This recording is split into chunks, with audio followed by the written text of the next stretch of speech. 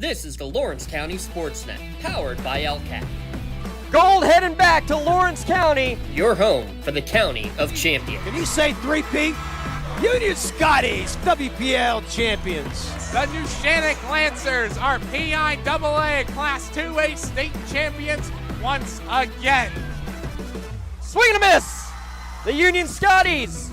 It's double gold for the County of Champions. Wilmington, your District 10 1A champ.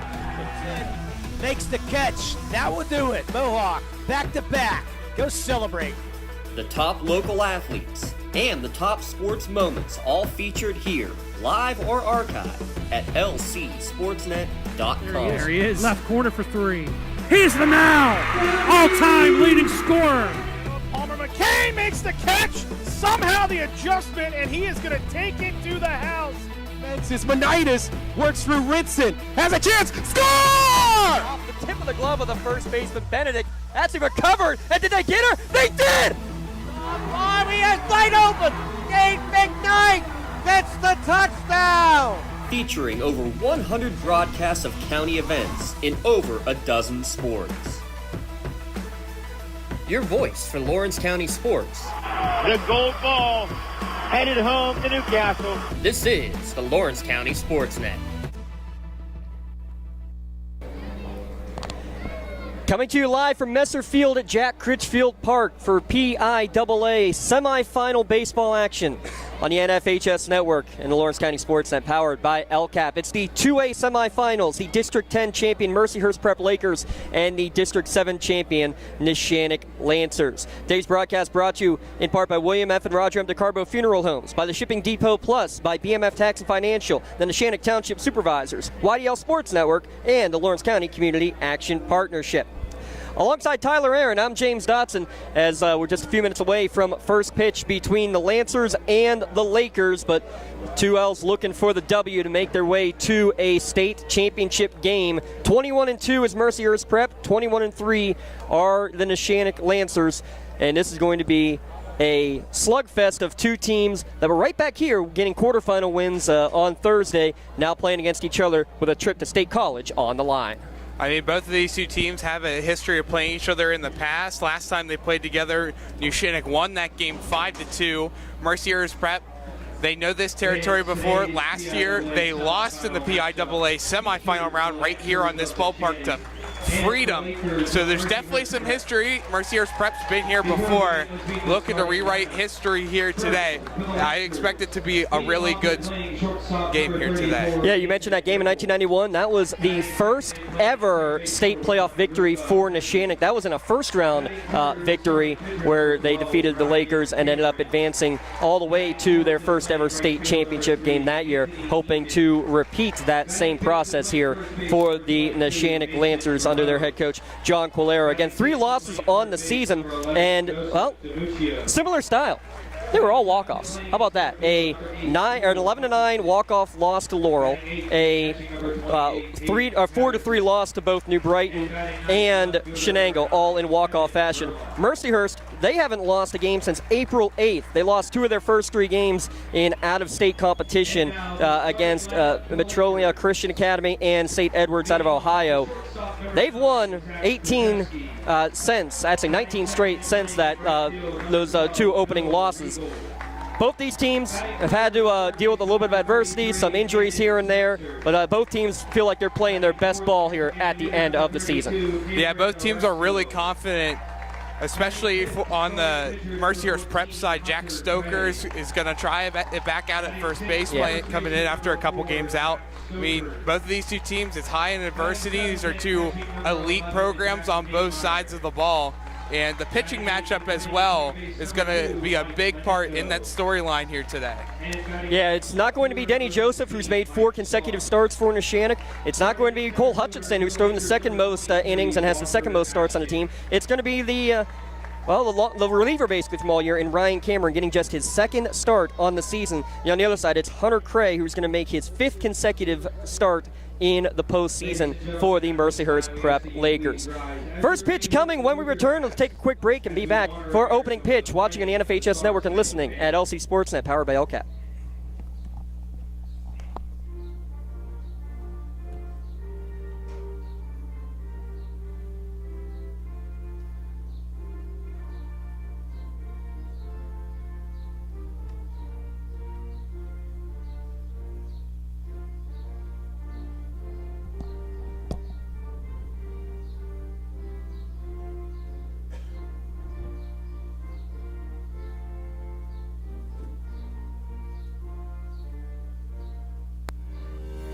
For 20 years, Melee Chiropractic has treated athletes of all ages to help them get safely back to the top of their game. Melee Chiropractic has 3 full-time doctors in their office, and all 3 are former area athletes who have had to battle injuries throughout their careers. They want to help you get safely back on your feet. But more importantly, help stop the injuries before they happen. Prehab before you rehab. Attention all high school student athletes. During your sports season, a $30 visit to the Melee Chiropractic office includes an adjustment and/or all therapy is necessary. From the athletes of tomorrow to the weekend warriors and everything in between. Let Melee Chiropractic keep you in the game. First pitch just a couple of moments away. District 10 versus District 7 with a trip to the finals on the line. Mercyhurst Prep won the toss in pregame. They are the home team. We got a 21-2 record. Neshannock at 21-3. So let's start by looking at your starting lineups here today. The leadoff batter for Mercyhurst Prep is Zach Krzyzewski.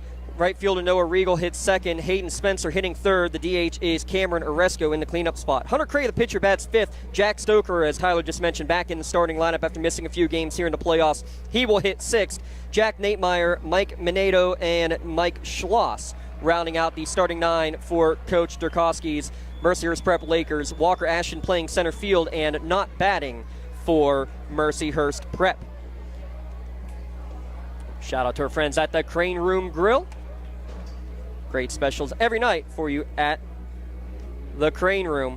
Your defensive alignment for Neshannock, the outfield from left to right, is going to be Kevin Gerlach, Cole Hutchinson, and Anthony Eakin. Joey DiMuccio, the freshman at third base. Nathan Rickel at shortstop. Luca Pegley at second base. Mason Moroz at first. Hayden Tatterson behind the dish for Ryan Cameron. That's the batting orders going in the wrong direction. Let's flip it around here and actually get on the right page here. You're allowed to smack me here, Tyler. Come on. The starting lineup for Neshannock, who is hitting first, is Nathan Rickel, Luca Pegley, Ryan Cameron, Anthony Eakin, Mason Moroz, Joey DiMuccio, Cole Hutchinson, Hayden Tatterson, and Kevin Gerlach. A straight 9 batting order here today for the Neshannock Lancers. Mercyhurst Prep sends out this defense: Mike Schloss, Walker Ashton, and Noah Regal. Left side of the infield is Cam Oresco and Zach Krzyzewski. Mike Minedo at second base. First baseman is Jack Stoker. The catcher, Jack Natemeyer, and Hunter Craig, and making his 5th consecutive start. He's got a 10-1 record on the year, heading to Charleston Southern next season. Yeah, 64 complete innings pitched, giving up 25 hits, 14 earned runs, a 1.65 ERA. Opponents only hitting 178 against them is a .84 whip. Yeah, that's impressive. So for those who aren't baseball aficionados, the whip walks and hits per inning pitched, so he allows less than 1 base runner per inning, essentially, as Cray, the senior right-hander, steps to the mound. First pitch outside corner for strike 1. 4 o'clock on the nose, time of first pitch here from Critchfield Park.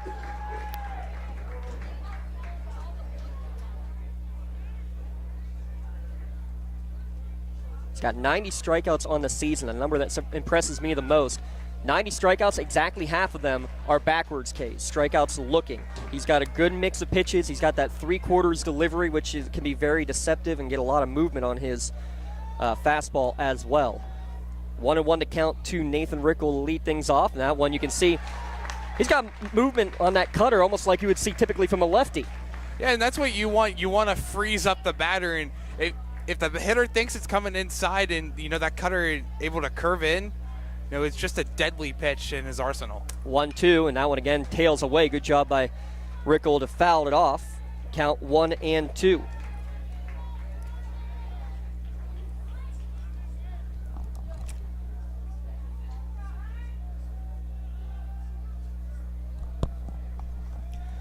We'll do it again from the windup. Is Cray way outside with that breaking ball. Count even at 2-2. Nathan Rickel leading it off for Neshannock, leads the team, Tyler, in just about every single offensive category.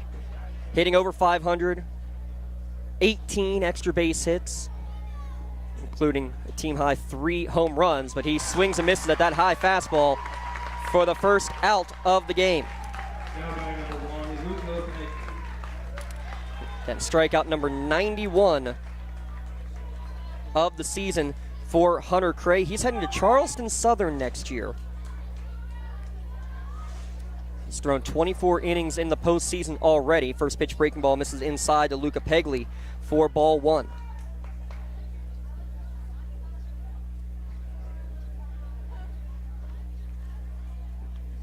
Catcher asking for time behind the dish. Did not get our umpire names here today, so apologies on that. Here from The Rock. Breaking ball fouled right back towards us, even the count at 1-1. Neshannock with victories over Red Bank Valley and Sagertown. 3-2 over Red Bank Valley and 4-2 over the Sagertown Panthers. Both in come from behind style. Fell behind 2-0 in both of those contests. The 1-1 rides in. Makes it 2-1. All right, a couple of balls we've seen make it back to the screen here as well at Messer Field. See, Cray's utilizing everywhere around the zone. You see one pitch, it goes outside, next pitch inside, next one could be up or down. He's really making each individual Neshannock batter think. That one catches the zone, evens the count at 2-2.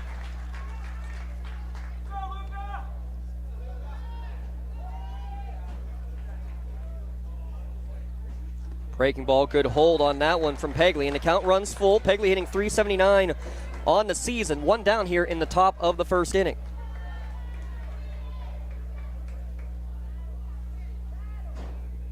Payoff pitch, right down Broadway for a called strike 3. Throws Pegley right down the pipe. Yeah, you don't want Craig getting in too much control here early on, because this is a great pitching staff that Mercyhurst Prep has, where every single game they're averaging around 11 strikeouts a game and only walking about 2. Third batter is the pitcher, Ryan Cameron. Ducks out of the way of a breaking ball that does catch the inside corner for strike 1.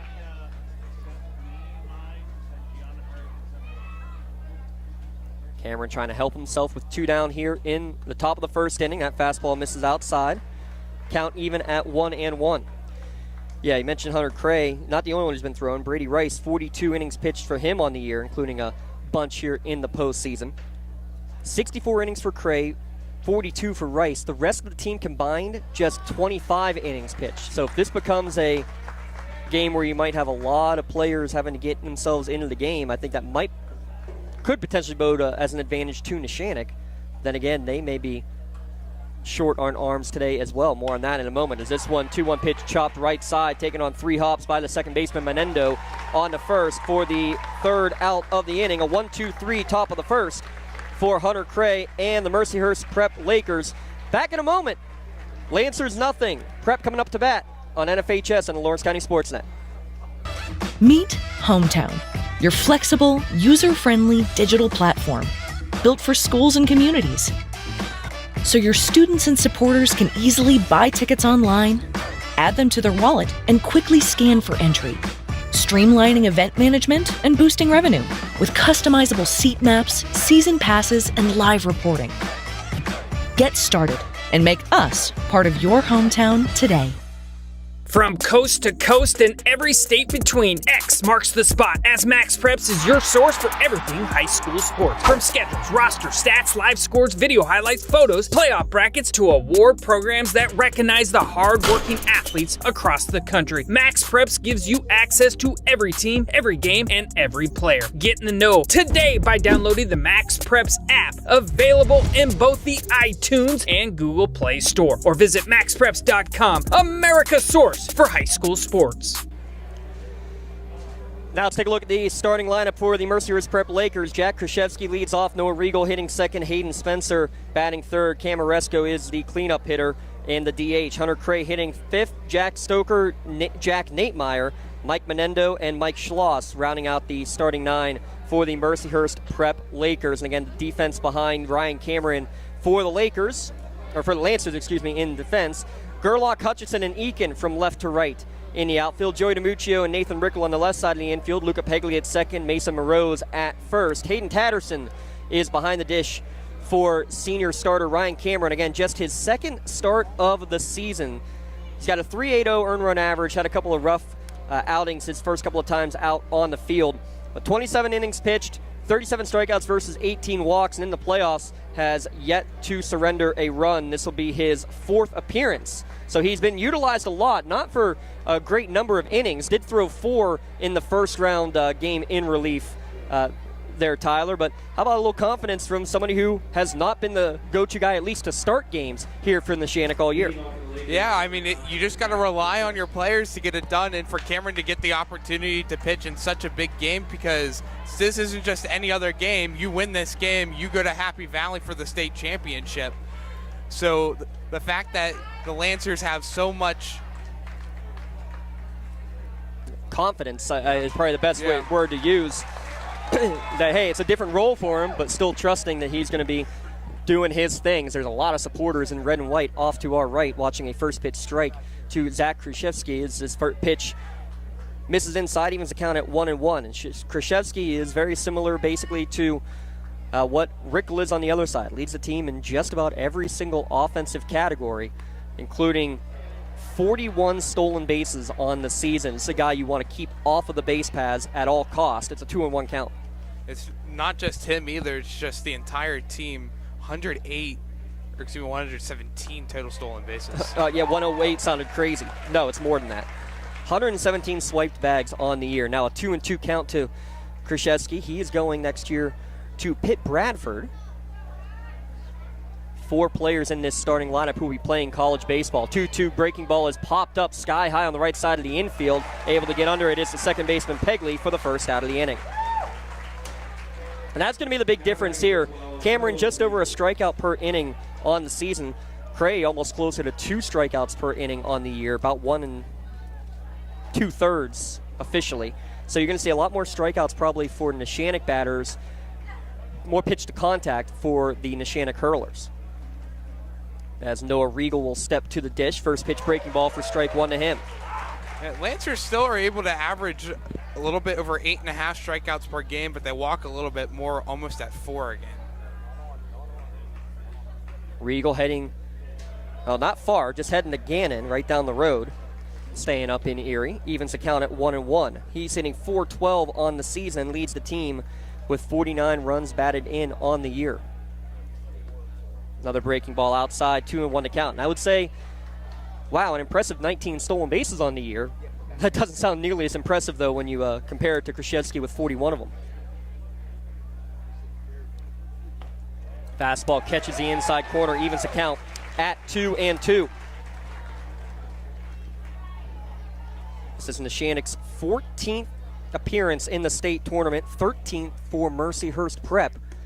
As that breaking ball just misses and the count runs full with 1 down here in the bottom of the first inning.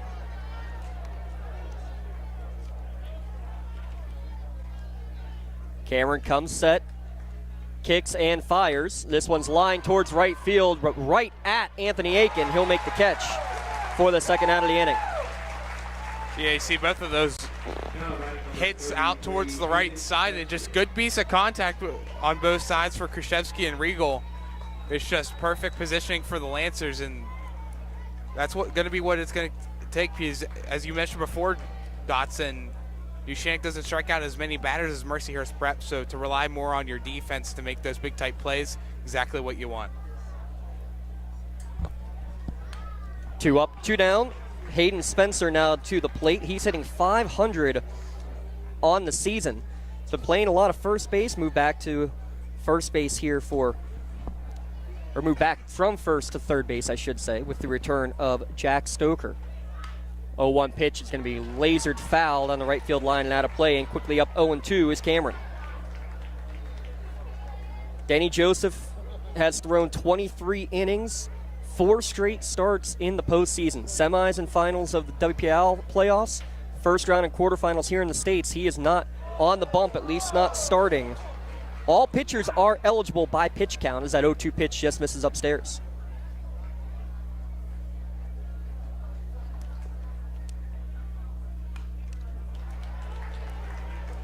Another one fouled out. Count will remain 1-2. And here might be your stat of the day, Tyler Aaron. In the semifinals, Mercyhurst Prep 0-3. Neshannock 4-4.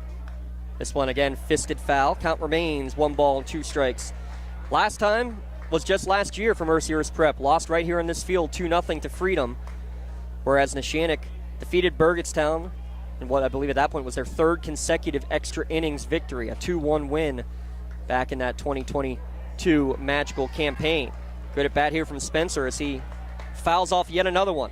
Yeah, no appearances in the championship and only 13 all-time appearances in program history for Mercyhurst Prep. Sporting a 10-12 record overall.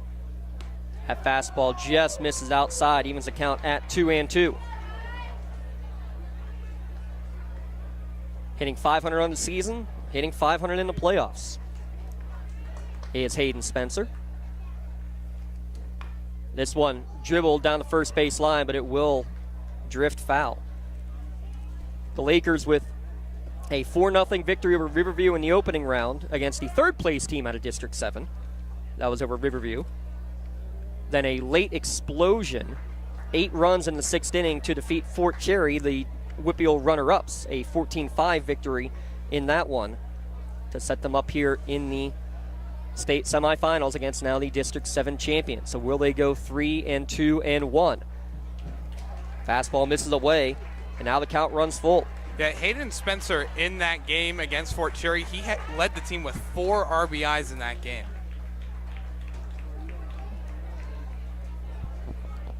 Payoff pitch coming on what will be the 10th pitch of the at-bat.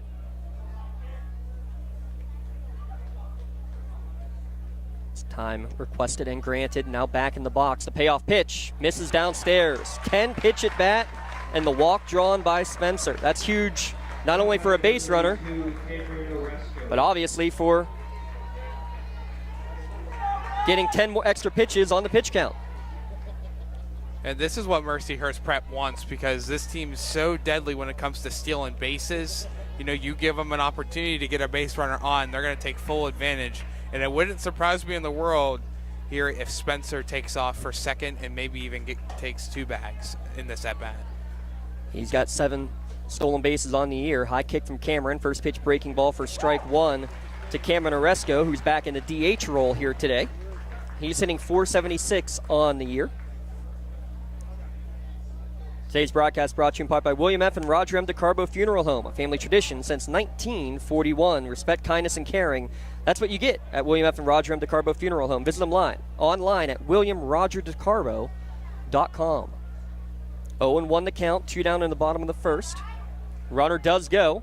Swing and a miss on the breaking ball. Fired down to second base, will not be in time. They get 118 stolen bases now on the year. 0-2 the count, but a runner in scoring position.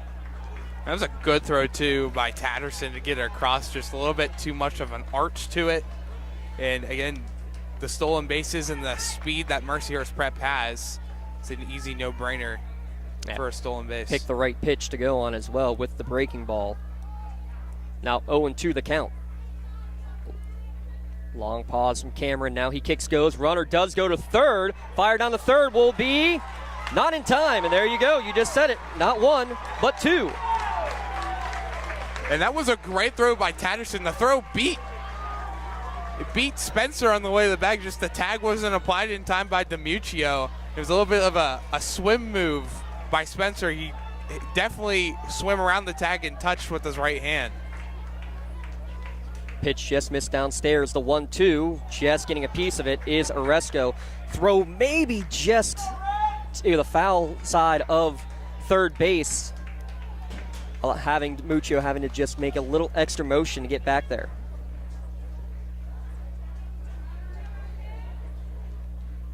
One-two. And it's going to get inside, and it's going to hit Oresco, and he just threw his bat about 30 feet in the air.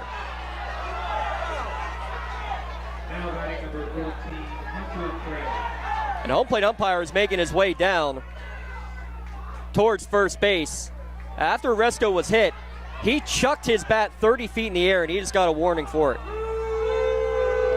I've never seen that ever before.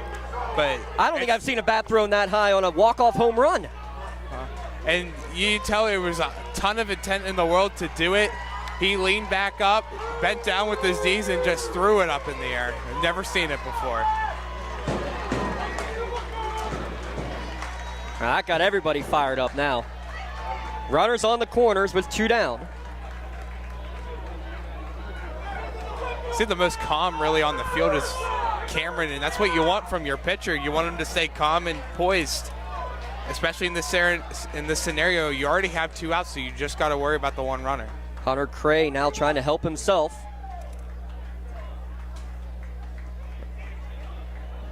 As DiMuccio comes over and has a quick word with Cameron. Hunter Cray mentioned heading to Charleston Southern next year. First pitch misses outside and gets away from Tatterson, but everybody's going to retreat back to their bags. Good hustle from Tatterson to get to it as it went up the right field line.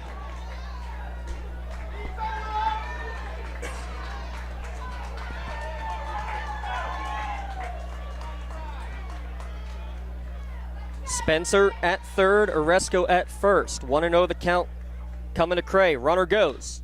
Line drive towards right field. Aiken on his horse, going back. Now settles under it and makes the catch just shy of the warning track to end the inning. No runs, no hits. There was a walk and a hit batsman, but both those runners left stranded on the bags. Scoreless through 1 inning of play here from Jack Critchfield Park. It's the Class 2A semifinals on the Lawrence County SportsNet and the NFHS Network. Be prepared with CHIP, free or low-cost healthcare for Pennsylvania kids and teens. From checkups to unexpected bumps and bruises and everything in between, CHIP has you covered. Don't wait until you need it. Be prepared with CHIP. Because every kid deserves quality healthcare and every parent deserves peace of mind knowing their kids are covered. CHIP, free or low-cost healthcare for kids and teens under age 19. Learn more at chipcoverspakids.com. Paid for with Pennsylvania taxpayer dollars. It's your weekly trip. It's our everyday low price. It's one of 37 things on your list and one of 10,000 items we've marked down. It's feeding them balanced meals and helping you balance your budget. At Wise Markets, we know you keep a close eye on every price. And so do we. Our low price promise helps you save throughout the store without waiting for a sale. So that you can eat better, we help you spend less. That's Wise.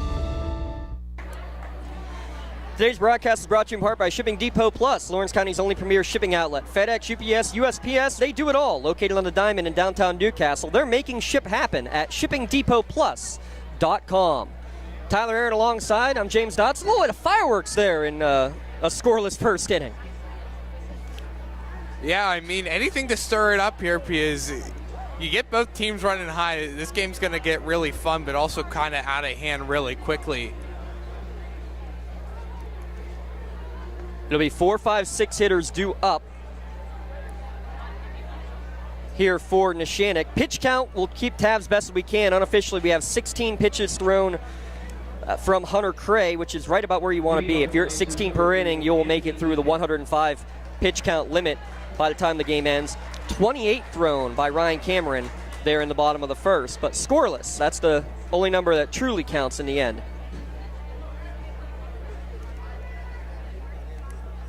As it will be Eakin, Moroz, and DiMuccio due up.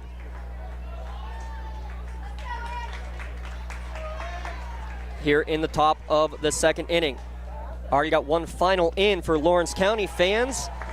For the first time ever, Laurel Spartans are heading to a state championship game as they defeat Everett by a final score of 9-5. So congratulations to the Lady Spartans, as Aiken attempts to bunt and misses. 0-2 the count. Not going to say who messaged me and said, don't be surprised if you see a bunt attempt or two coming here. But we thank you for listening, sir. 0-2, then bounces in. Good job by Aiken to hold his swing. He'll be heading up north to Erie. He'll be playing football at Edinburgh University next year.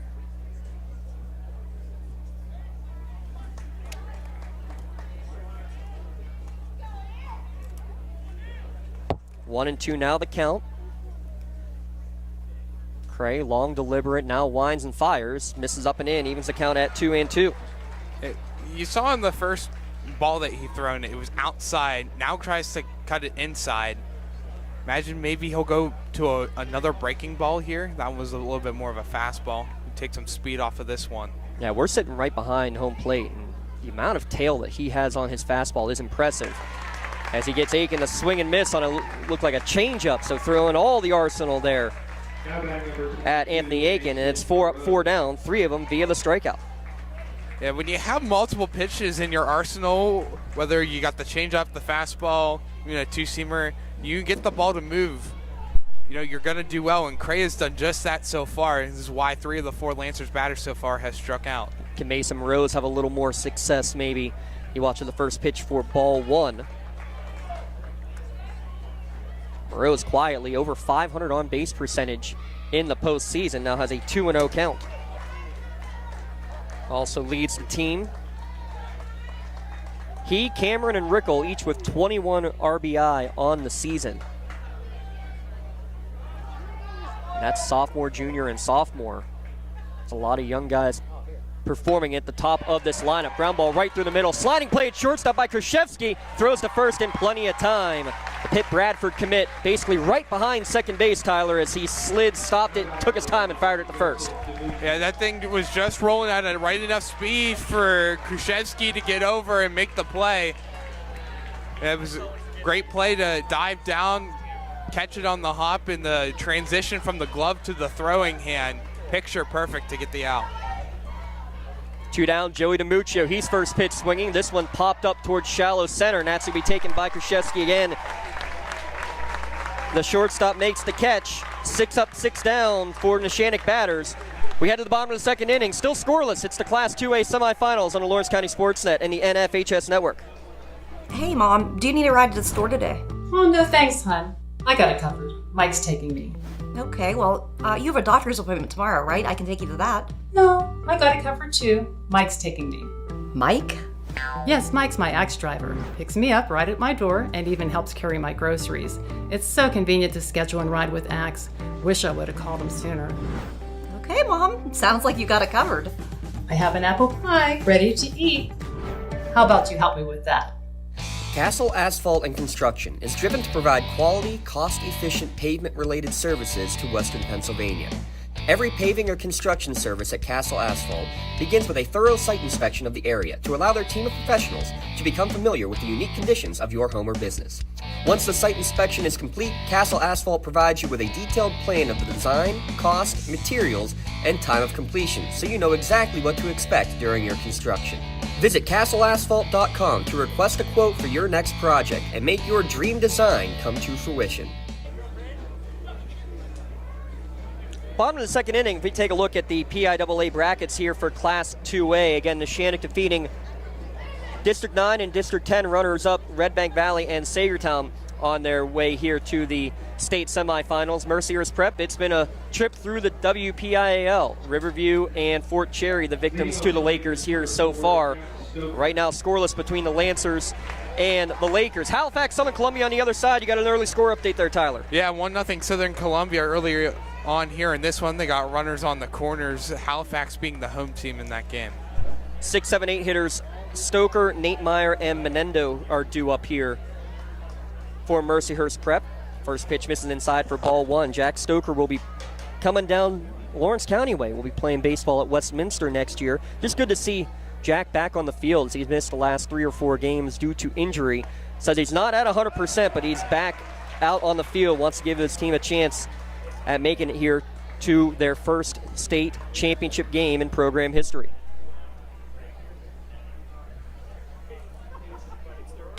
Another one fouled off. Makes the count 1-2. So that was already 31 pitches thrown by Ryan Cameron. A 9-pitch inning there last inning for Hunter Cray. He's thrown 25 through the first 2. The 1-2 pitch, chopped foul. Count remains 1-2. I think that's the most impressive thing I've seen from both of these 2 lineups. But beyond the ridiculous number of stolen bases, 119 now in the year for Prep versus 94 for Neshannock. Neither team strikes out very much. 1-2 pitch, another chopper down the third base line, but it will dribble foul. Really see how aggressive Mercyhurst Prep is in the batter's box. Just they're going to swing at almost everything, and we've seen in Stoker's at bat, besides the first pitch being a ball, he's swinging away at everything, and he's making contact on every single pitch. We've already fouled off 6 pitches with 2 strikes in the game. Count remains 1-2 here in the bottom of the second inning. Long pause and time requested and eventually granted. That's the mental aspect to the game of baseball right there. Now quickly to the plate is Cameron, but pulls it wide. Evens the count at 2-2. Stoker hitting .451 on the season.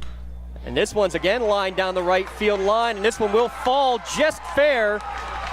Picked up by Aiken deep in the corner, and it will be a lead-off double for Mercyhurst Prep's Jack Stoker. Welcome back to the lineup. That's what you want to happen for Mercyhurst Prep. You get the lead-off double, and now guy on scoring position, and even with you being in the bottom of your lineup in the 7, 8, 9 hitters now, every single one of them, minus Schloss, has over a 350 batting average. And all 3 of them can produce very well at the plate and bring in some more runs batted in. That gets the Prep dugout making some noise. Leadoff double. Jack Natemeyer will now step to the plate. He's hitting .356, and wonder if we'd see some small ball squaring really early. And inside move will force Stoker back to second base.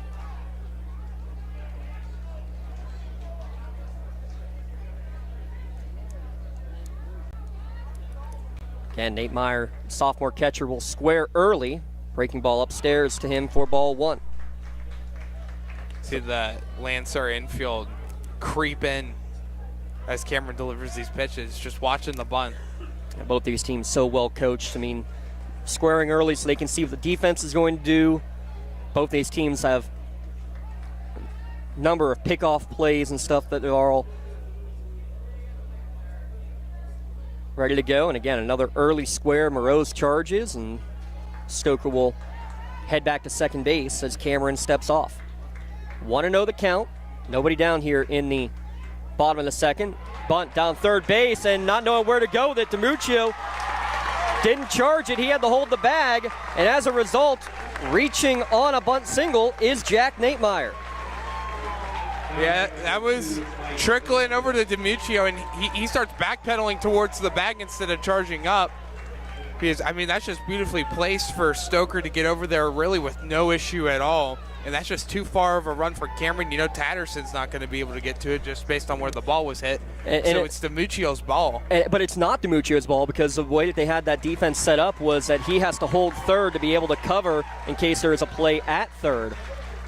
But because the bunt was hit so hard, he's, as you said, the only one who could have possibly made a play. As we have a courtesy runner out there. Go ahead, Ty. Alex Stoker. It's the sophomore. He scored 7 times all year, so see what kind of damage Mercyhurst Prep can do here. Still got nobody out and runners on the corners. Runner goes on the first pitch, breaking ball upstairs, throw down to second, will be cut off by the shortstop. Stolen base, already 3 in the game, make it 120 now on the season. 2 ducks on the pond for Mike Menendo, the freshman, hitting 8th for Mercyhurst Prep, looking to cash in early.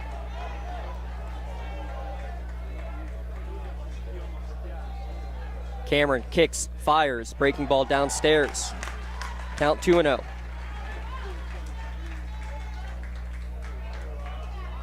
Coach Durkowski and company were not pleased with their performance, not pleased with the way the game went a year ago here in the state semifinals. Vowed they would make it back here. They have, and they have a chance to strike first as that one catches the outside corner. 2-1 the count. Stoker led off this inning with a double. Natemeyer went to sacrifice into third and reached without a throw and was a perfect bunt. Now to 2-1, foul back to the screen. Good response by Cameron, evening the count at 2-2.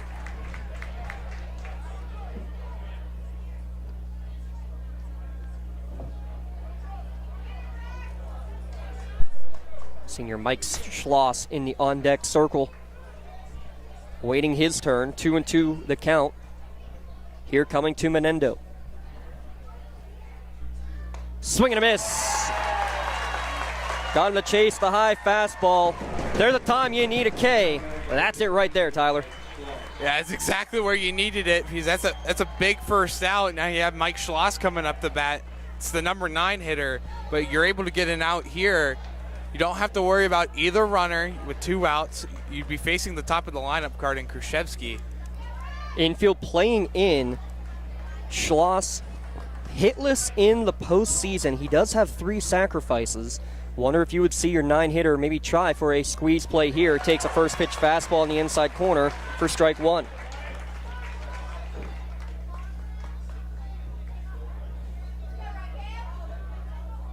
Everybody looking down towards third base. Turkowski, head coach and third base coach, giving the old school signals.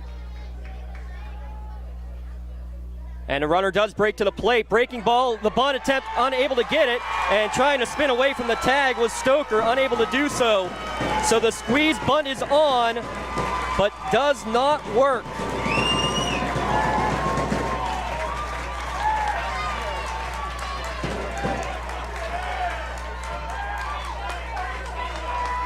Oh, 2 the count. You take a look at the instant replay.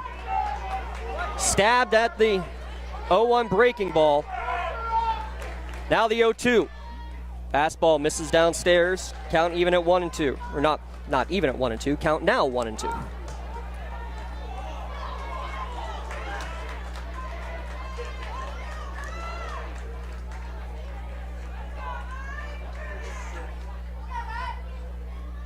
Swing and a miss for strike 3. Back-to-back strikeouts, sandwiching and out at the plate on a failed squeeze bunt attempt. We've played 2 innings, still scoreless here in the Class 2A semifinals. It's the Lawrence County SportsNet and the NFHS Network. Your hip, your knee, your shoulder, whatever has been holding you back, UPMC Orthopedic Care is where you'll find experts to help you get back to a better quality of life. UPMC is pioneering minimally invasive surgeries, and we offer personalized treatment plans and same-day surgery to get you home and moving sooner. It's your ankle, your elbow, your hand, and it's your move. Visit upmc.com/ortho to learn how UPMC can help. Tired of gasoline costs? Why drive? Let the Newcastle Transit Authority take you where you want to go. Serving the city of Newcastle and stops throughout Lawrence County, as well as weekday service to Pittsburgh. Public transportation just makes sense. Why drive when you can relax and ride? For more information or for route schedules, log on to newcastletransit.org. The Newcastle Transit Authority, going your way. And remember, senior citizens ride free.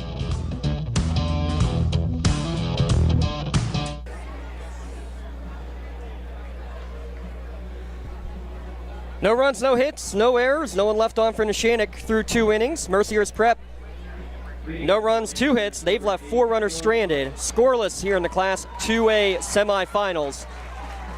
I'm James Dotson. Tyler Aaron alongside will take you through the middle 3 innings. Thank you, Dotson. Cole Hutchison kicks things off for the Lancers. Tatterson and Gerlach will bat next in order. This is 7-8-9. First pitch in there for a strike to Hutchison. Hutchison batting .308. A 1 pitch breaking ball showing bunt and pulls back down low for a ball. Moves up the count to 1-1. Between innings there, home plate umpire gathered the entire crew together and wanted to say something. Ground ball up the middle, past the glove of Khrushchevsky and into center field. First hit, first base runner for the Lancers here to kick off the top of the 3rd. And how about that? Cole Hutchinson, only his 2nd hit of the postseason. Was a leadoff batter most of the year. Expected to maybe pitch here today. At least not starting on the bump. Coach Q basically said he is going to be your best 7 hitter, your best center fielder that you're going to see. He hasn't been hitting well. How about that? Senior leader gets up there, hits him right back through the box for the leadoff single. Brings up Hayden Tatterson with a runner on. Craig comes set. Infield playing up, bunt zone. Pitch goes above the head of Tatterson. It's tough with Cray because his breaking ball has either been a beauty or has been nowhere close. And that one there, again, one is nowhere close, almost hit Tatterson in the head. We've already seen a pair of breaking balls that Cray's thrown that's made it the whole way to the backstop. Pickoff attempt back at first, sliding back in safely is Hutchison. It's a 1-0 count to Tatterson. He does have 5 pickoffs on the year, does Cray. He's got a good move, and that was not the good move. Spencer is playing in for Mercyhurst Prep over at third. Time called. Tatterson heading to West Point next year. Join the military academy. Kudos to you, sir. Pickoff attempt again. Really worried about the runner in Hutchison. Hutchison is 12 for 14 in stolen bases all across the season. Doesn't even lead the Lancers. That goes to Nathan Rickle, who's 20 for 22. 5 different players, though, with double-digit stoles. 1-0 pitch, just tipped off the bat of Tatterson. They call it a foul tip. Hutchison was breaking for second on it, and with it kicking the whole way to the backstop, you'd think it would be a 2-bagger that you could potentially steal, but just clips the end of the bat. Yeah, just barely getting a piece of it there. There's a chance to remind you today's broadcast brought to you in part by our friends at BMF Tax and Financial. Big thanks to Mr. Fisher. Also from the Neshannock Township Supervisors. Big thanks to them for helping us get this game on the air today. Tatterson will show bunt. Pickoff attempt again. It's the third one in this at-bat. Tyler, I like what the pitchers are doing, though. When they see the batter squaring early, they're saying, I'm not dealing with that. Let's throw behind, check on the runner, get everybody reset and ready to go. Tatterson shows bunt, pulls back, swings on an inside pitch, throw back to first. And Stoker never saw Hutchison waiting back. If he would have turned around, potentially could have got him. He was about a third of the way towards second base. Oh, because after he was holding on first, he came charging up to defend a bunt. It ended up being a slash attempt. So because of that, and that's why it was even close at all, is because Hutchison was kind of easier going back to first base because Stoker was so far up in front of the bag. No chance to even try to apply a tag. And Nate Meyer was devastated. 1-2. This one popped up sky high out of play on the third base side. Yeah, devastated because you have a chance to pick somebody off, but essentially you had nobody covering the bag just because of how far Stoker had to be up. As again, he's one who's having to defend a bunt, any bunt on the right side of the infield. Spencer's the only infielder really playing up. Here's another pickoff attempt. Sliding back in safely is Hutchison. Yeah, still concerned about a bunt even with a 1-2 count. You still see it happen across the levels even with 2 strikes. It's a 1-2 count to Tatterson. Here's the pitch. This one popped up foul. This one's going to hit the roof. Netting here at Jack Critchfield Park. Inning, they trail Berlin Brothers Valley 1-0. So the Scotties have now trailed in, I believe that's now 3 of their last 4 playoff games. Cray up to 34 pitches. Started the inning at 25. Here's the 1-2 pitch. Swung on and missed. 4th strikeout on the afternoon for Hunter Cray. A big first out here in the third. Yeah, just like you saw on the other side with Ryan Cameron getting a strikeout when he needed it at the bottom of the order. Nate Meyer wanted it upstairs. Cray delivered it upstairs. Tatterson chased it upstairs for the first out of the inning. Now Kevin Gerlach will come up to bat. Quickly calls time. Yeah, it looked like a bee or something just flew into Cuzzy's face. Gerlach batting .345. Pickoff attempt back at first. Hutchison gets back in safely. Haven't seen Neshannock go for a pickoff attempt too many times, but seems to be all what Mercyhurst Prep's been doing. Well done, keeping the runners close. Sounds like a Frankie Fraschetti special. Runner breaks for second. Pitch is swung on and missed. The throw to second. Falls off the bag. He is in there safely.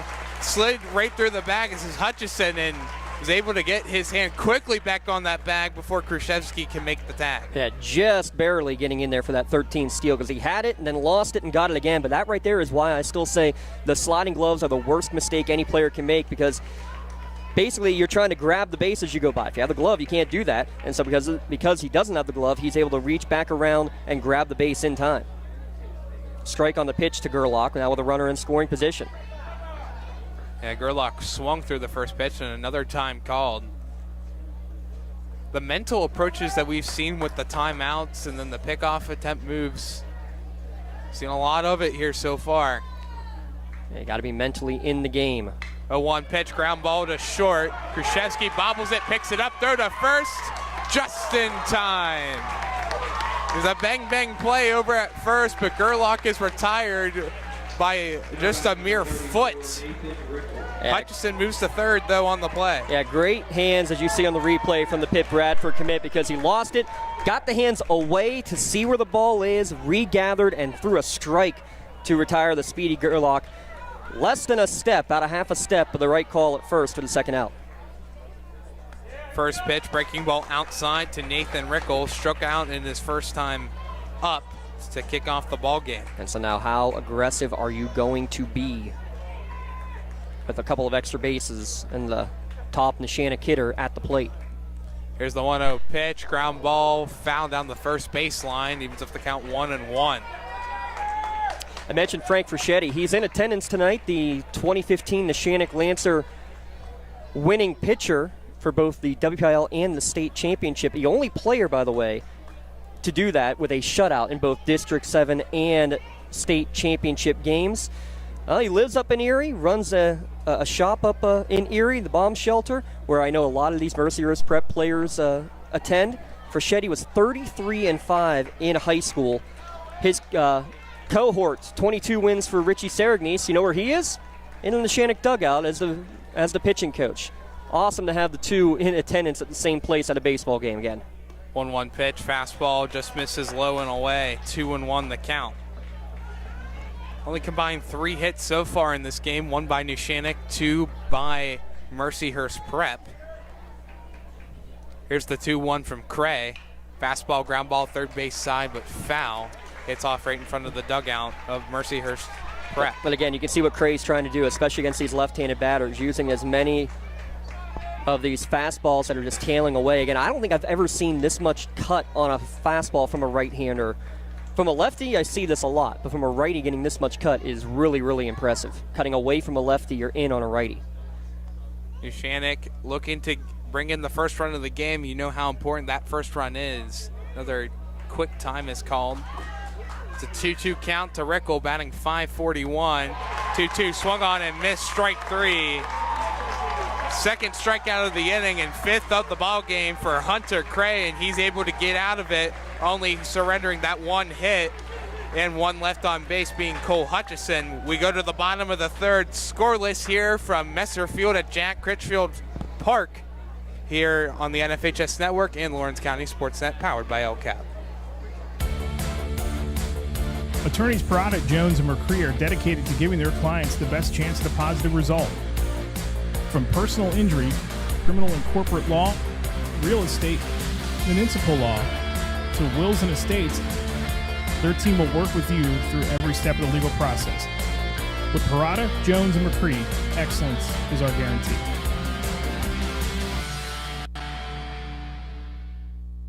Tonight, someone is cold, hungry, and forgotten. At City Rescue Mission, we're more than a shelter. We're a bright beacon of light in our community, serving those in need to make our community stronger and healthier.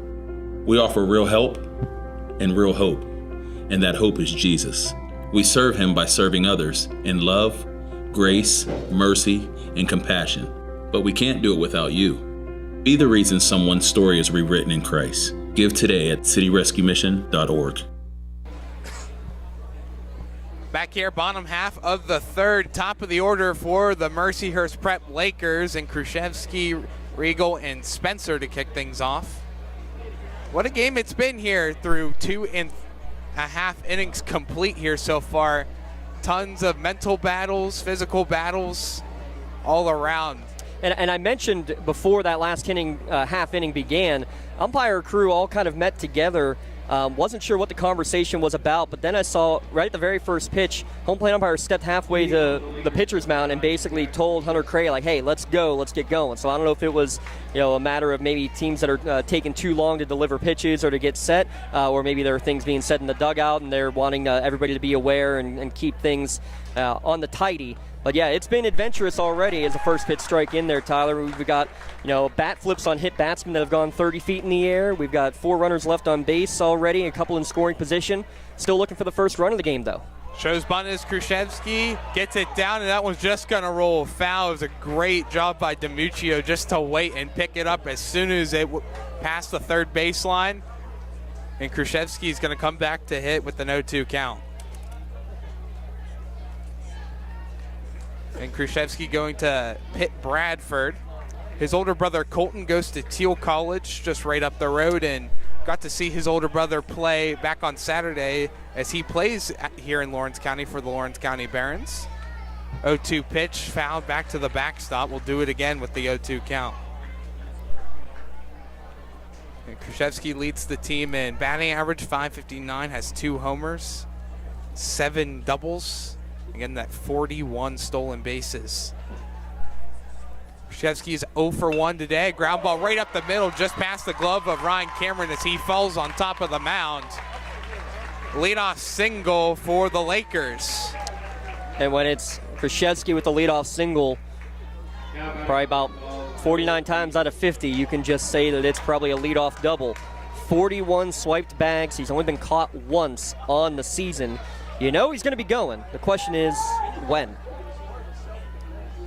Noah Regal comes up to bat. He's 0 for 1. He flew out to Eakin out in right field. Pickoff attempt back at first, sliding in safely is Kruszewski. Especially when it's a leadoff guy who gets on base, too, in Kruszewski.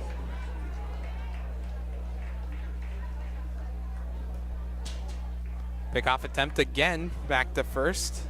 Kruszewski's in safely. And now you see the Neshannock approach here with the pickoff moves as well. This is the guy you don't want stealing any bags. He's going to take off on the first pitch. Pitch outside, throw to second. They got him in time. Another blemish on the season. 41 for 43 now. Neshannock. Well, they expected it. They expected it first pitch, Tyler. They went with the pitch out and just did not get the hand in there. The head first slide looked good, but then it was almost like a slow motion slide, if that makes sense, Ty. It just almost looks like he was diving into mud, not on turf. The slide just looked like it didn't carry him anywhere, and a quick snap tag from Rickle gets the out. 1-0 pitch, breaking ball inside and high. Now at 2-0 count, working on Noah Regal. So that's the second out recorded on the base paths. One on a suicide squeeze at home, and now that one on caught stealing at second. This one popped up right side. This one drifting towards foul territory, and that is going to land in between 3 different Lancers. It was Pegley, Moros, and Eakin all waiting over for it. So count moves to 2-1 now to Regal. Regal batting .412, again 0 for 1. Got no one to worry about on the base pads anymore with Kruszewski out. It's now a 3-0 Union deficit against Berlin Brothers Valley in the bottom of the third inning. Here's the 2-1 pitch. Breaking ball swung on and missed by Regal. Had a ton of movement going inside and back right down over the plate. Can't believe how many we've seen both teams chasing pitches upstairs. Here's the 2-2. Breaking ball just got a piece of it. Regal was a little bit early with the swing, but just at the top of the bat. But that's 9 extra pitches now that they've made Cameron throw by fouling off a 2-strike attempt. Yeah, up to 55 pitches so far this afternoon for Cameron. 2-2, this one skied right field, foul territory, and this one's going to get out of play. Make it 10. And it is a hot day. The Neshannock Lancer fans, I saw it. I will not say it, but I know you're all thinking of it. So just take a quick look at the weather in Slippery Rock right now. Actually, you don't even need to, because I know you all know what I'm talking about. 2-2 pitch, breaking ball, skied out towards center field. Hutchinson's under it, battling with the sun, and he beats the sun and catches the baseball for the second out. Yeah, doing it perfectly out there was Hutchinson. Looking like the old 8er out there wearing number 8. fighting off the sun, getting the glove up there, battling, blocking it as best as you can. And a good job, too, really, of the corner outfielders. They're talking to him, they're telling him and helping him out, and also sprinting over because you never know if it's going to be seen at all. First pitch to Hayden Spencer, fastball off the plate for a ball. 1-0 to start. I mentioned Ader, the original Ader from the 2004 championship team, Brian Kroback, actually spoke at the commencement ceremonies for Neshannock last week. Great story he is. 1-0 pitch right over the plate, inside corner. 1-1 now the count. Battling stage 4 male breast cancer is Brian Kroback. Talked about 3 goals. Making change, but not just for change's sake. Change with intention. As that one's fouled to the screen, makes it 1-2. And how it can relate on the field is something I like looking at too. What changes will be made in terms of approaches to the at-bats. Both teams have done a good job of changing mid-at-bat, changing the approach. Here's the 1-2. Fastball swung on and missed. Strike 3. Third strikeout for Ryan Cameron. And the Lancers get out of the inning. Only gave up the 1 hit in the inning. No one left on, no errors, no runs. Played 3 complete, scoreless here in the Class 2A semifinal game right here on the NFHS Network and the Lawrence County SportsNet powered by LCAP. When it comes to protecting those you love, the businesses you've built, or the things you've earned, you need someone you can trust. Who better to protect your interests than a local insurance agent? Pontius Insurance is a team of local agents helping local residents in Lawrence County and surrounding areas, specializing in auto, home, business, and life insurance. Come see Dan Pontius, Jessica Dix, and Tracy Giddings, and the rest of the team at Pontius Insurance, and receive the personalized service you deserve. Like in sports, it takes a great team to protect you, your family, and your business. MVP Insurance is that team. From home and auto to life and commercial insurance, you can count on us for coverage that adapts to your needs. We're committed to excellence for our clients' experience and in serving our community. It's a winning combination. MVP Insurance.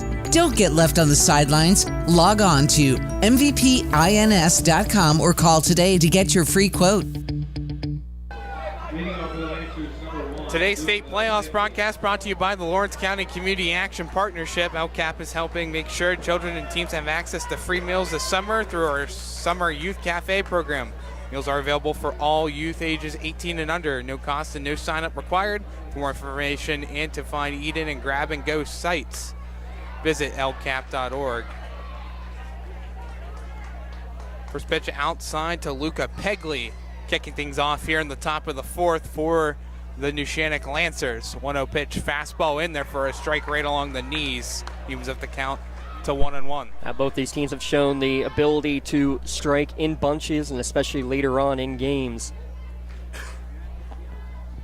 1-1 pitch, breaking ball, just misses outside.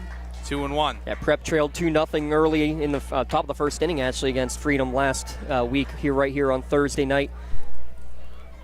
Neshannock trailed 2-0 early in that game against Sagertown earlier that day as well. 2-1 pitch. This one fouled right back like it hit the front leg of Pegley. And he's going to take a short little walk and try to walk it off. Those definitely don't feel great.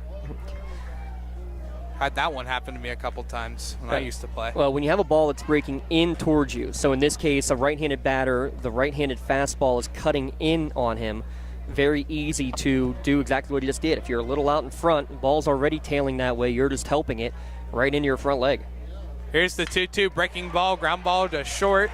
Khrushchevsky has it on 2 hops, throw across the first in time for the first out of the inning. Yeah, third put out that Khrushchevsky has made.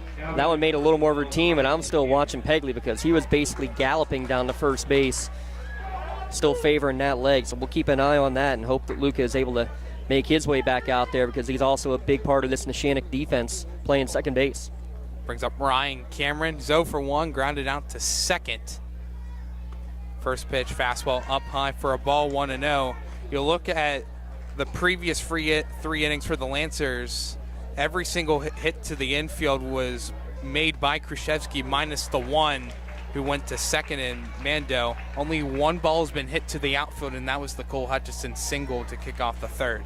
Yeah, a pop fly to shallow center by DiMuccio was really the only ball that's been hit in the air so far by Neshannock batters. Here's the 1-1 pitch by Cray. This one popped up, foul territory. Take away the roof. We might have had a play on it. And I promised I wouldn't Tyler Polk it and drop it. Yeah, that fielding percentage is so important for any type of defense. Speaking of fielding percentage, for Mercyhurst Prep, it's .962, only made 20 errors over the course of the season. 1-2 pitch lined over the head of Khrushchevsky into left field. This one's going to get by Schloss. Here comes Cameron rounding second. He's towing to third. He will stop at third. A one-out triple for the Lancers. What a hit, and a big one at that for your starting pitcher. Well, he hit it hard, and I thought Khrushchevsky at short was actually going to catch it, to be honest. He just mistimed the jump just a split second late, but it was into the gap enough. Schloss comes sprinting over and slides to try to stop it because he was not able to get to it in the gap in time. And we're going to have a conversation out on the mound. I wasn't sure if you were going to rule that a single and a two-base error or a triple. Nonetheless, it's with one out, and you now have Anthony Eakin coming to the plate. I know, from your expertise, would you call that a triple, or would you call that a single? Because it did get by Schloss. Now, was it deemed playable for Schloss to be able to pick that up? I don't think with enough routine play. And right now, coming out and talking, not with the team, but with the umpires, is Coach Durkowski. And now the entire umpiring crew coming together. So anything I can figure here, or are they trying to say that Cameron may have missed a base as he's going around all the bases? And he touched them all. I think I ruled a triple, personally. But I would agree with you, Peters. That was a long run for Schloss to get over there in left field. And that one just wasn't really as much as a mental miscue. It just simply bounced right by him. So that'll bring up Anthony Eakin. A chance to bring in the first run of the game. Been such a tightly contested matchup so far. First pitch to Eakin, high and away. Eakin had to duck for it. 1-0 to start the at-bat. A lot of first pitch balls all of a sudden thrown here by Hunter Cray. Eakin's 0 for 1. He struck out in his first at-bat. Ground ball to short. Khrushchevsky has it thrown to the plate. In time, tag is applied. They get the second out. Eakin is safe at first on the fielder's choice, but you got the lead runner out, and this game still remains scoreless. Well, you hit it basically to the one spot you did not want to. As Cameron running for himself, he's going as soon as he sees downward angle, as he's supposed to. Now, the one thing I would say, I don't know if we got a replay of it or not, but Coach Natemeyer, or catcher, Jack Natemeyer, way in front of the plate. Did he give enough room for a slide? The umpire said yes. That's the only thing I would have maybe considered taking a look at. But either way, the throw was there so far in advance of the runner, it really didn't make a difference. Now Mason Moros up to bat. High chopper to short. Misplayed by Khrushchevsky. Short throw to second in time. A quick play by Zach Khrushchevsky. He's doing it all in the infield for Mercyhurst Prep. We'll go to the bottom of the fourth, still scoreless here from Messer Field at Jack Critchfield Park in the Class 2A semifinal matchup. You're watching on the NFHS Network and listening on the Lawrence County SportsNet, powered by LCAP. Nick's Auto Body, trust your body in our hands. From a scratch to a dent to a major repair, Nick's your man. Making your car look as good as new. Nobody does it better than Nick's Auto Body. Trust your body in our hands. Nick's Auto Body. Trust your body in our hands. Works in Progress Painting wishes a successful and satisfying season to all the Lawrence County sports teams and athletes. Work hard and bring honor to your team, school, and family in how you play. Joe Wright and his family have been providing painting, window cleaning, and other property services for business and homeowners in the Lawrence County area for over 10 years. Their goal on every project is to provide a meaningful service that honors their customer, God, and their family, and to have fun while doing it. Works in Progress is now booking interior painting projects for both residential and commercial projects. Call Joe today at 724-714-4294 to discuss your next project. Back here, bottom half of the fourth, a scoreless ball game in the PIAA Class 2A semifinal game. It'll be the middle three hitters for Mercyhurst Prep, starting with Cameron Arsico, followed by Hunter Cray, and then Jack Stoker. Here, as both pitchers really throwing gems here so far, Ryan Cameron, Hunter Cray. It's been a pitcher's duel here so far.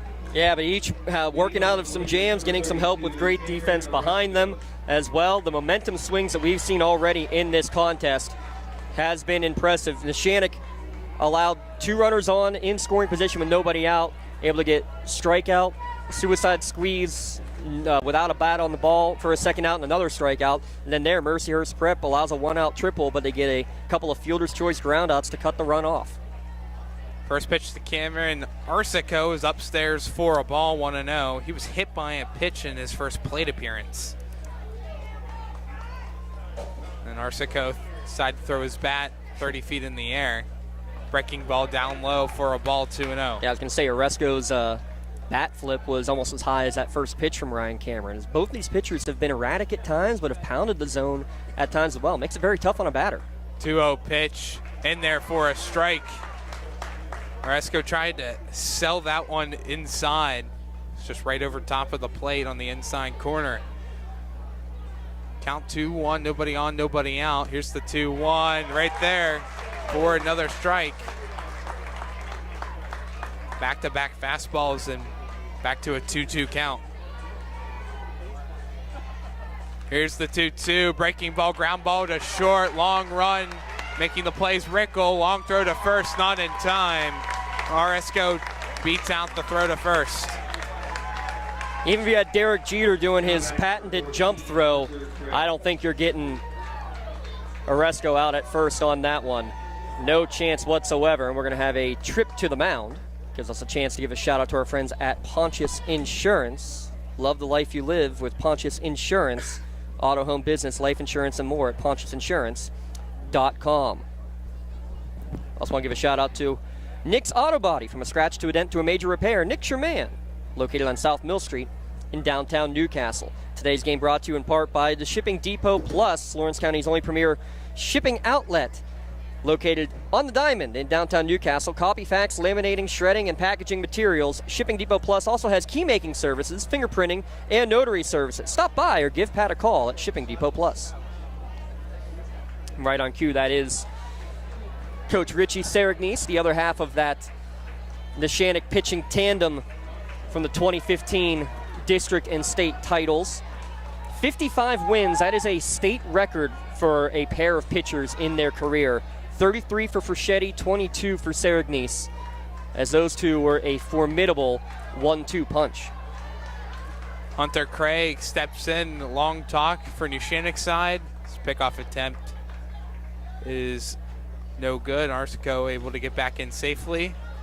Saw Mercyhurst Prep talk over on the third base side, another pickoff attempt. That was a lot closer, but just getting back in there safely. Yeah, both teams a chance to converse, talk what they're doing, every single bunt scenario going on, stolen base scenarios, what are you expecting? Everybody getting on the same page. First pitch outside. I was thinking maybe that Oresco was going to go and break for second.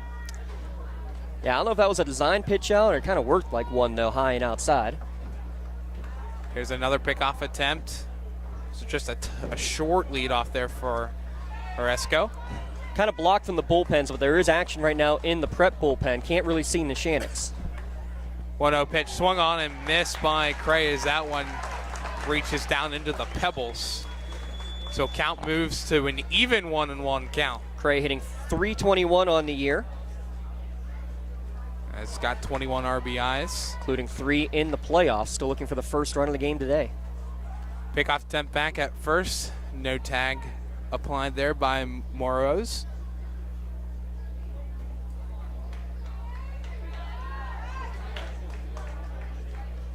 Here's the 1-1 pitch. Check swing, that's foul into the Lancer bullpen. But I do like, though, for the most part, these batters aren't trying to do too much for either one of these teams. A lot of work in opposite field, not trying to pull anything, not trying to carry it over this Critchfield Park fence. I mean, it's 315 down the lines, 375 in the power alleys, and 400 at dead center field. It's a poke to get one out of here. So it's trying to do a little bit and try to put something in play. Counts 1-2. Cameron set, and Cray will call time. Again, two insanely well-coached teams here, the Lakers and Lancers. Arsco gets back in safely, took 3 shuffles of a leadoff, and he will do so again. Oh, he inches even more, about 3.5. 1-2 pitch, foul tip, but right into the catcher's glove of Tatterson. It's strikeout number 4 for Cameron, 1 away here in the 4th. And again, getting the strikeouts when you need them most. Cameron's not known as a strikeout pitcher. 5 innings pitched in the playoffs coming into today's game, only had 3 strikeouts. So that's 4 now and just over 3 innings of work here today when it matters most in the semis. Pick-off attempt back at first. Back in time is Oresco. And Stoker. Again, Prep fans stoked that they see him back on the field. Throwaway, though. Another pickoff attempt, Tyler, and just got off the glove of Moreau's. Yeah, you'll take it if you're Mercyhurst Prep. And you get a runner in scoring position for Jack Stoker, who he hit a double his last time up over into right field. Now, you wonder if you're being a little too cautious at that point then with the base runner. I mean, only 5 stolen bases on the year for Oresco, but they end up getting the sacrifice without a sacrifice. So it'll go down as an E3. First pitch high and inside to Stoker, 1-0. Yeah, because the throw was basically right there. Just Moreau's, it went off the tip of his glove. It ends up getting all the way to the fence. Lots of foul territory. Easy pickings to get to second base for Oresco. It's a 1-0 count, 1 out. Runner on second. Here's the 1-0. Breaking ball fouled out of play. Stoker batting .451, has 20 RBIs. Seen many times for both of these teams getting runners in scoring positions, just can't get the extra hit to bring them home. Pickoff attempt back at second. This one skips away a little bit there from Rickle, but was going right over towards Pegley at second, so no chance for Arsico to run to third. Yeah, Rickle, good job. He basically turned into a hockey goalie once he saw he couldn't make the tag out, Tyler. And that's just what you got to do. You can't let that ball get into center field. Here's the 1-1. Fastball right there for a strike. It's just swung on and missed. 1-2 now the count to Stoker.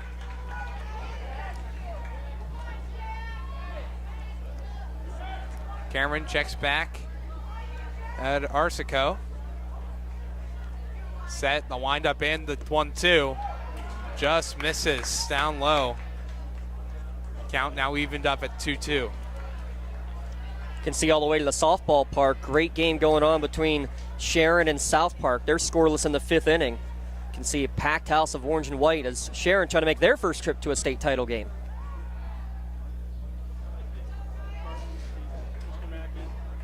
It's a 2-2 count, 1 out. Wind is slowly picking up out there in the outfield, blowing right to left. Grout line drive to second, doubled him up. Pegley makes the catch as that thing was mere inches away from hitting the ground. The throw to Rickle for the double play. 1 hit, 1 left on in the inning. We go to the top of the 5th, scoreless here from Mesterfield at Jack Critchfield Park. I love what I do because coming in every day is different. How can you not enjoy these kids coming up and hugging you and giving you these great smiles all throughout the day. You guys ready? Seeing the progress that our kids make every single day is one of the reasons I love coming to school. What should we do? We have fun. LCAP Early Learning Centers is hiring. Help empower young minds in Lawrence County and become a superhero today. Apply at lcap.org.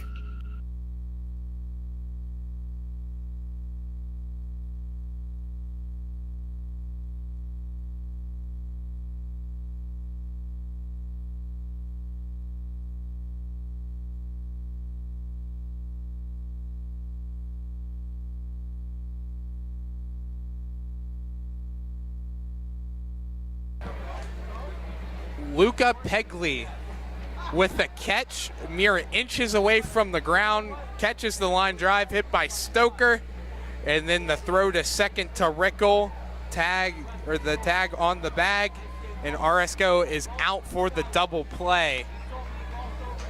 Scoreless here coming into the top of the fifth. Cray still out on the mound.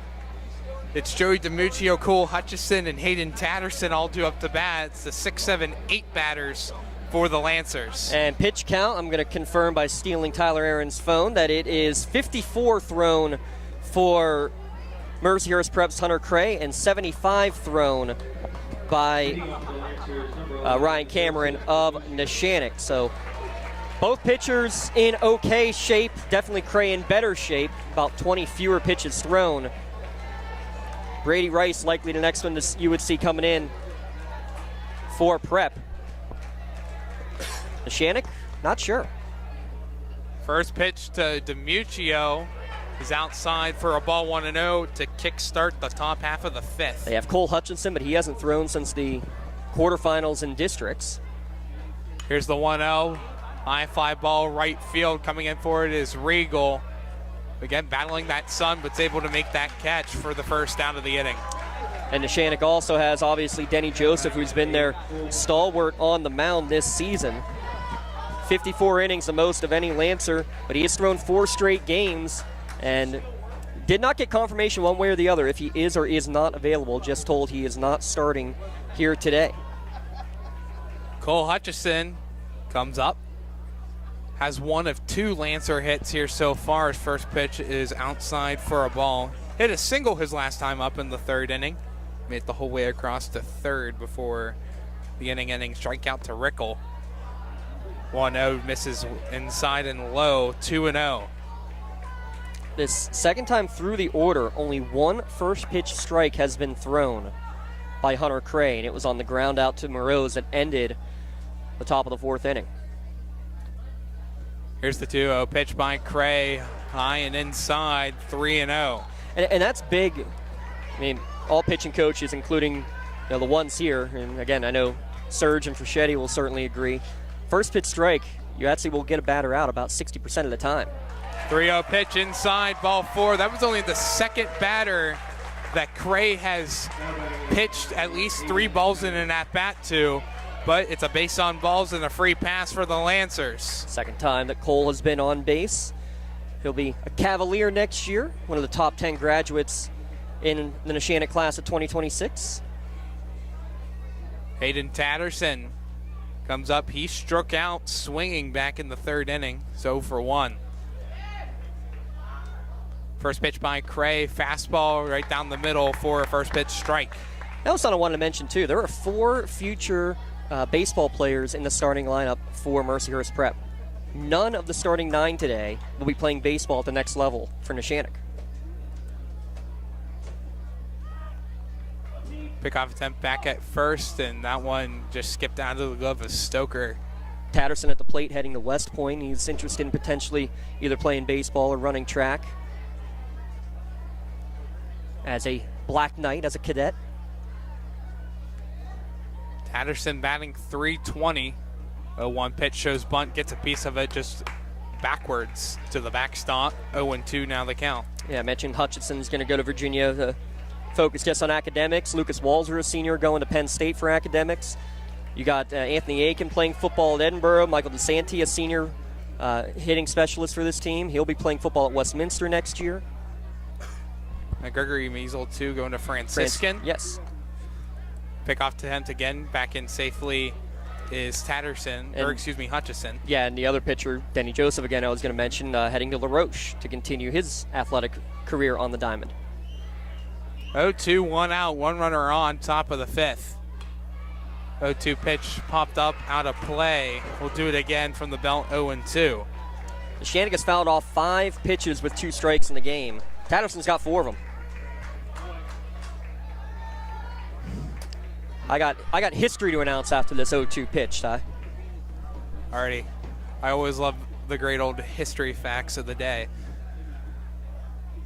Craig comes set. Here's the 0-2. Runner was breaking for second. They're not going to throw back to first as Hutchison retreats back to the first base bag. It's a 1-2 count. For the first time in team sport history, WPIAL versus WPIAL in the state championship game. Laurel against Chartiers Houston for a state title. The number 3 and 4 ranked teams out of District 7 will play for a state title at Beard Field on Thursday. Runner breaks for second, pitch is high, throw to second, not in time. Hutchison slides in there safely at the second stolen base on the afternoon, up to 14 on the year. Yeah, good arm from Nate Meyer, but just no chance whatsoever. The fastball up high threw him off balance. He had to jump up to catch it, regather himself, and fire it. And again, why you don't wear the sliding glove. Hutchison overslid second again, but that time grabbed onto the bag and wasn't letting go. Counts 2-2 to Tatterson. You got Kevin Gerlach on deck. Craig up to 65 pitches. Craig comes set. The 2-2. Breaking ball, ground ball to short. Krzyzewski has it, throw on to first in time. Krzyzewski just, again, doing it all here in the infield for the Lakers.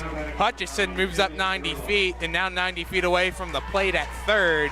Good chance here for Kevin Gerlach. Yeah, with 2 down. That's now 6 ground ball outs plus a pop-out caught by Krzyzewski, who's made it look easy. A couple bobbles there at shortstop, but smooth for the future Pitt Bradford player. That one there especially came charging. Nice, easy throw across the diamond. Made a tough play look really simple. Gerlach grounded out in his first at-bat. He's going to ground it over to short. Krzyzewski has it, throw on to first in time. Krzyzewski responsible for the final 2 outs here in the 5th. We go to the bottom of the 5th. Neshannock 0, Mercyhurst Prep 0 here on the NFHS Network and the Lawrence County SportsNet, powered by LCAP. When you're looking for quality concrete services, contact the experienced professionals at Doran Concrete. Our company is family, locally owned and operated, and has been serving the community for over 30 years. Get residential or commercial concrete services for any size job. Our skilled professionals offer prompt and reliable services at an affordable price. We believe in the principles of honesty, integrity, and reliability. Get in touch with us for exceptional concrete services at prices that you can afford. At Medore Bonner Law, we're more than just attorneys. We're your community partners. With a combined experience that spans decades, attorneys Jason Medore, Michael Bonner, and Greg Rossitelli are your trusted advisors for all legal matters. From personal injury to estate planning, business law to family disputes, we are here to guide you through every step of the legal process. Our full-service, community-based approach ensures that you're not just a client, but a valued member of our family. Give us a call or visit us online at MedoreBonnerLaw.com for more information. Back here for the bottom half of the 5th inning, and it's a new pitcher for the Neshannock Lancers as Dennis Joseph comes in to pitch. 7-1 record. He's pitched 54 in a 3rd innings pitch. That's the most on the team this year. This will be his 12th appearance as a 1.12 whip, a 1.93 ERA. Opponents bat .226 against them. So we'll see the rest of the changes made in the Neshannock lineup. I'm going to guess Joseph probably entered the game. Yeah, Joseph is in the game for Gerlach, hitting in the 9 spot. And DiMuccio has moved from 3rd base out to left field. Cameron to 3rd base. So all the defensive alignment changes here for the Lancers here in the bottom half of the 5th. It'll be Jack Natemeyer. Leading off for the Lakers, number 11, Jack Natemeyer. kicking things off here for the Lakers. And it's a scoreless ball game. It's just been back and forth action offensively, just neither team able to bring in a run.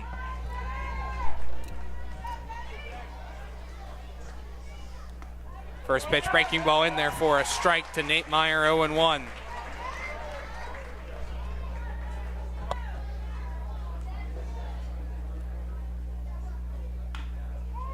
Is a shallow chopper to short. Rickle has it, throw on to first in time. One away here in the bottom half of the fifth. Rickle said, hey, you're getting all the love over there on the other side of the field wearing the green and white. Krzyzewski, I can play a pretty nice shortstop myself there. And again, making a difficult play, a high chopper in the hole, and just smooth throw on to first base.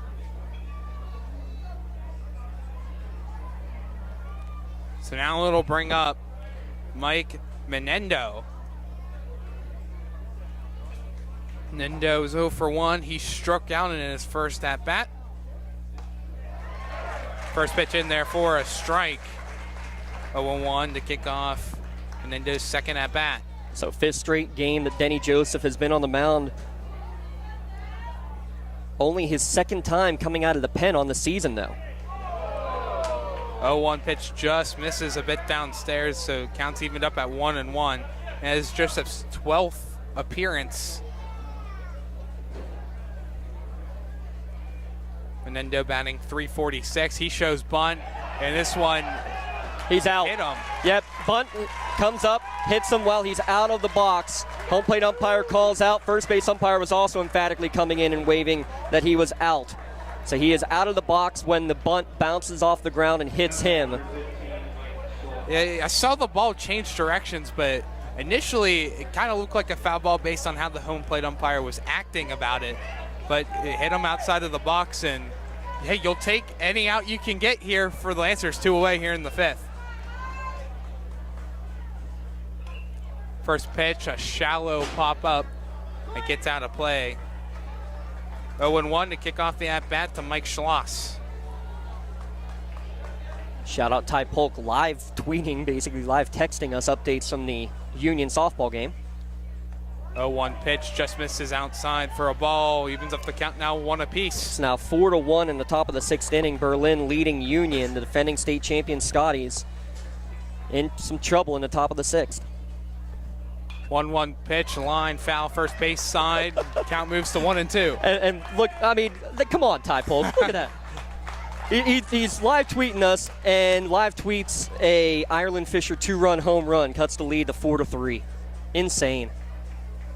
1-2 pitch, just misses outside. 2-2 now the count. Love to see it for the Union Scotties. Yeah, let's see if they can get another crazy comeback. And how about Fisher? She's got a home run in every single postseason game this year.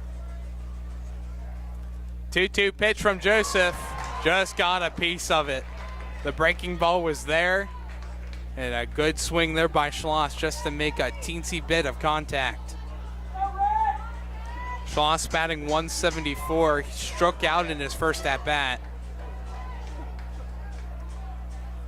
Here's the 2-2. Fastball swung on and missed. First strikeout for Dennis Joseph. And the Mercyhurst Prep Lakers are down in order for, I believe, the first time today. We'll go to the top half of the sixth. Still scoreless here from Slippery Rock University. You're watching on the NFHS Network and listening on the Lawrence County SportsNet, powered by LCAP. Riverside Apartments is Newcastle's premier senior citizens complex. Looking to downsize but still maintain your independence? Riverside Apartments is within walking distance of many of the stores and restaurants of downtown Newcastle. Large efficiency and one-bedroom apartments currently available for rent. Riverside features on-site laundry facilities, a main floor lounge area, full security door system, storage areas, and reserved on-site parking. And best of all utilities are included, including cable and air conditioning. At prices under $500 per month, there's no question it's a steal. You're safe at Riverside. Whether you're hosting a big party, it's family dinner night, or you just need a place to go and watch the big game, the Crane Room Grill is the place to be. Need that something special for your upcoming event? Ask about the CR Brewing Company's custom brewing options to give your big day that personalized touch that your guests will never forget. Visit craneroom.com to see their full menu, or call in your takeout order now at 724-656-1553. The Crane Room Grill and CR Brewing Company, a winning combination. Back here for the top half of the 6th inning, James Dotson takes back play-by-play duties here for the rest of the game. James, take it away. Thank you, sir. 1 run. Will that be the difference in this one? Still looking for our first run of the game between Neshannock and Mercyhurst Prep. 2 hits in the game for Neshannock, 4 hits in the game for Mercyhurst Prep, but no runners have come across, and it is the top of the order due up for Neshannock here in the top of the 6th. First 2 pitches miss high and outside for ball 1. Pitches number 6-8 and 6-9.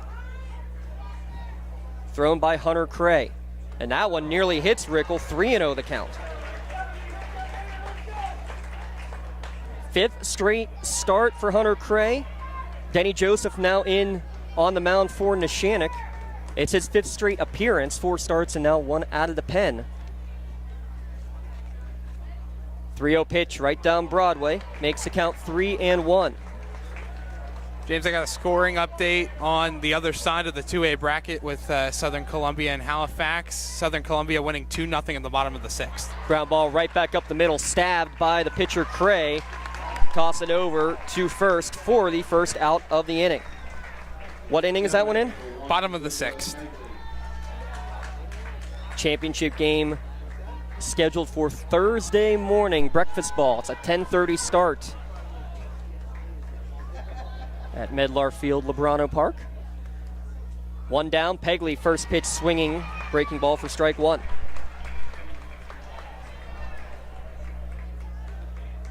th at bat of the game for Neshannock. It's 10 first pitch strikes and 10 first pitch balls thrown by Cray. Nice beauty on the outside corner for strike 2. Last count, it was still scoreless in the 6th inning in the softball game across the street, and only 1 hit through 5 innings between the 2 teams. A beauty of a game going on there between Sharon and South Park.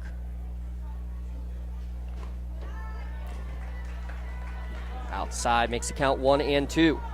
That's pitch number 75 for Hunter Cray. Still a great pitch count for him.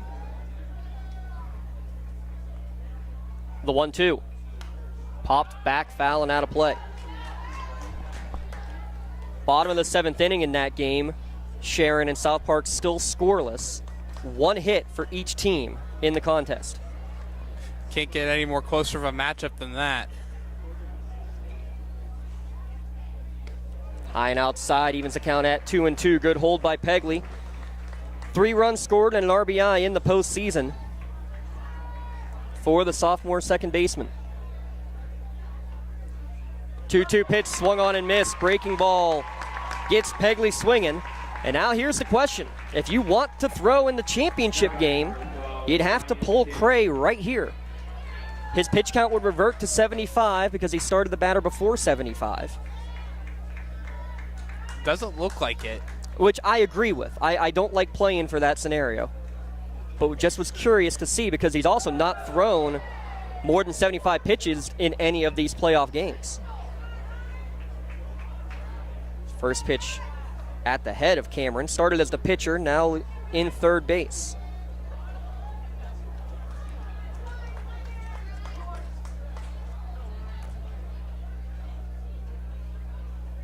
.1-0 breaking ball, ground ball, base hit, hard hit between short and third. 2-out single, just the 3rd hit issued by Cray in the game. Union still going, by the way. They trail 4-3, but still nobody out and 2 runners in scoring position. Can the Lady Scots do it again? You watch that on the NFHS network. Listen at lcsportsnet.com.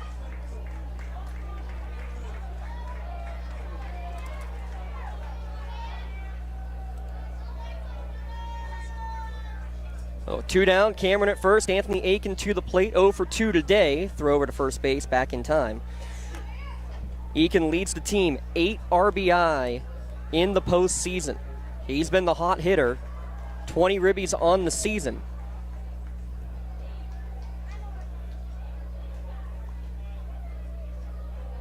Throw back over again. Cameron back with the head first slide. 2 down. Top of the 6th inning.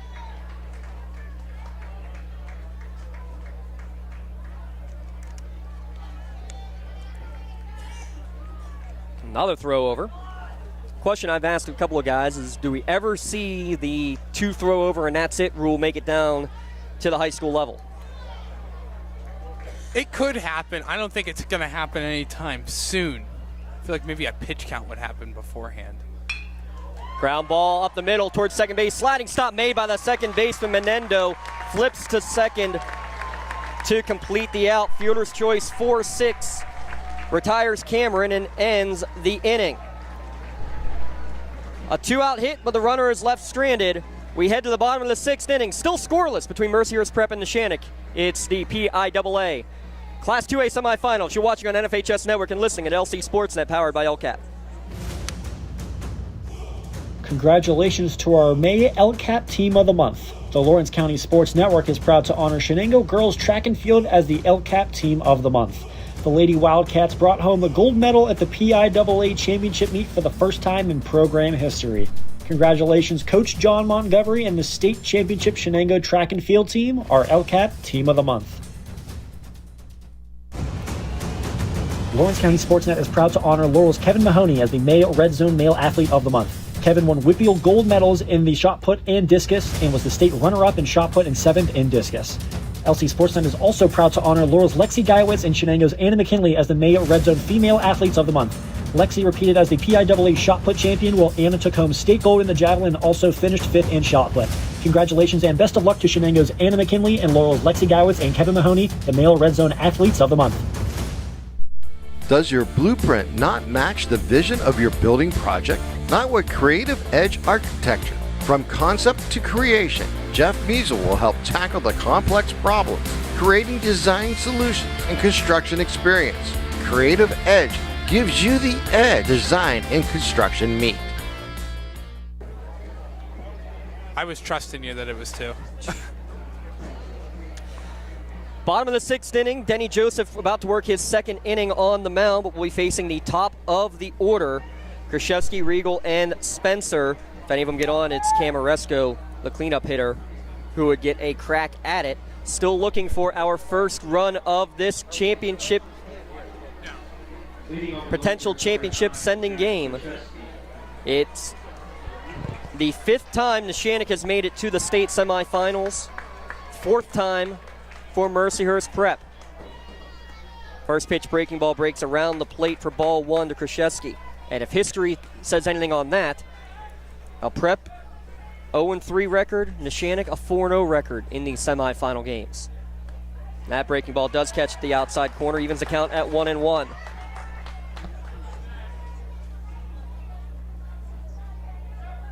Maggie Joseph, a 2-run double. Union, a 5-run 6th inning. They now lead 5-4. This pitch popped up sky high on the right side of the infield. First baseman Morose is going to drift over and make the catch for the first out of the inning, and a big first out to retire Krzyzewski. And Morose kind of had to lean forward on that one at the very end because that ball was kind of tailing back towards the pitcher's mound. But still, the precision was there for Morose, and you make the play for the out.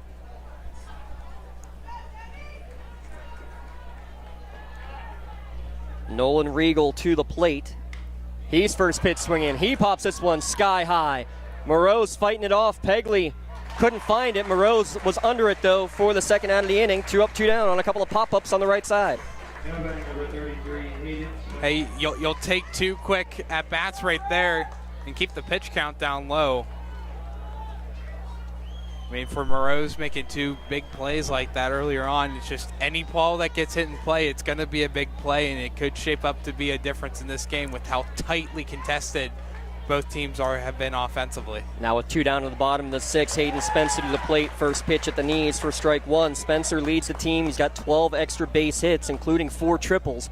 He's got the speed and a big body, long legs, and a lot of space in the outfield. Anything into the gap is danger. And this one drilled to left field. No doubt about it. If it's fair, it's gone. And it is long gone. Halfway up the hill at Jack Critchfield Park, Hayden Spencer gives Mercyhurst Prep the 1-0 lead in the bottom of the 6th inning.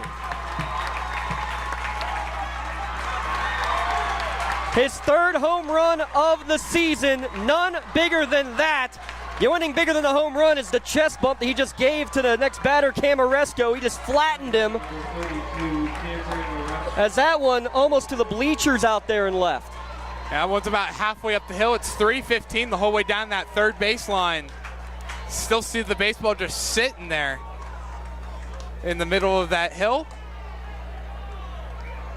It's an absolute moonshot. I'd probably say around 340, 45 feet maybe. And there was no doubt about it. As long as it stayed fair, it was going to be gone.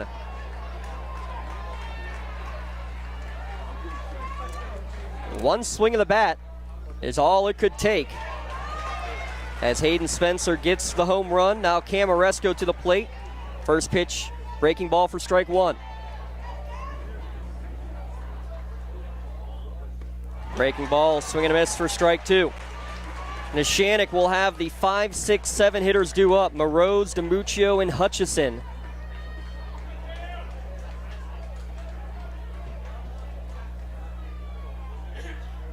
The 0-2.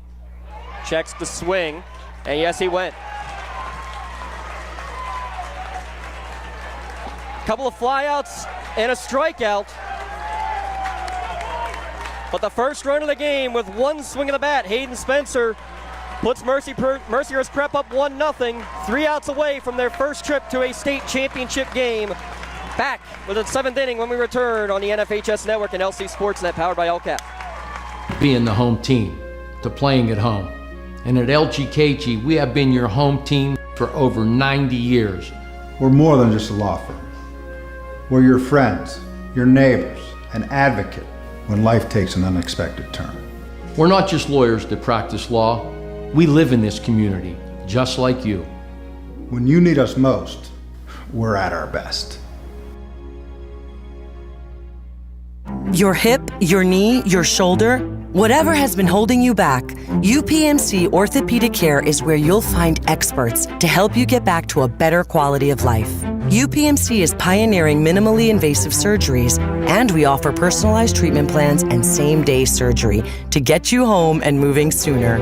It's your ankle, your elbow, your hand, and it's your move. Visit upmc.com/ortho to learn how UPMC can help.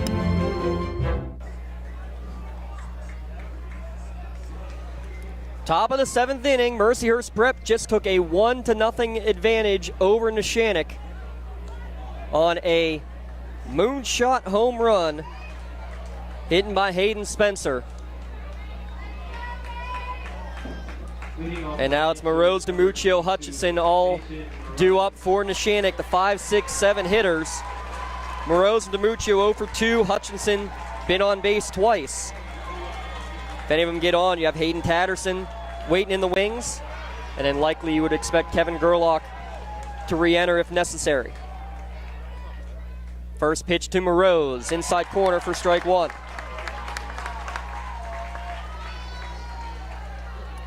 Moroz hitting .403 on the season.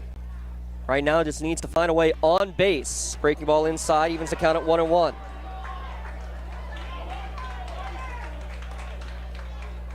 And plenty of pitches to work with. This pitch number 84 from Cray misses up. 2-1 to count. Change with intention, said Brian Kroback. What change will Neshannock make to their approach? That one just catches the black on the outer half. Evens the count at 2-2. He says, tell your stories, don't show pictures. What story will Neshannock tell? This one's hit down the right field line, drifting foul, and it will drift out of play. It's off the roof into the Neshannock bullpen. That one straighted it out. It might kick off the wall, maybe even just get out of here. It's only 3:15, like how it is down the third baseline, down the first baseline. It had a lot of distance to it, just tailored foul.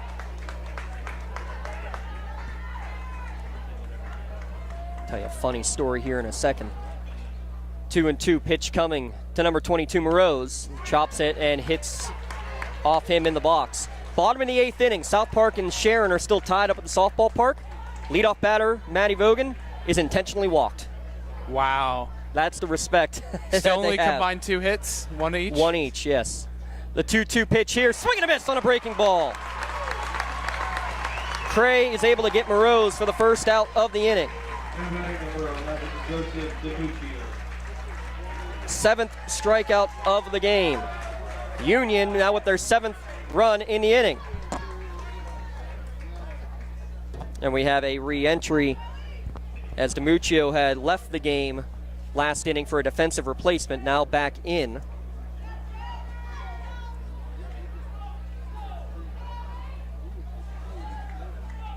Apologies, did not catch that defensive replacement out in the field for Neshannock.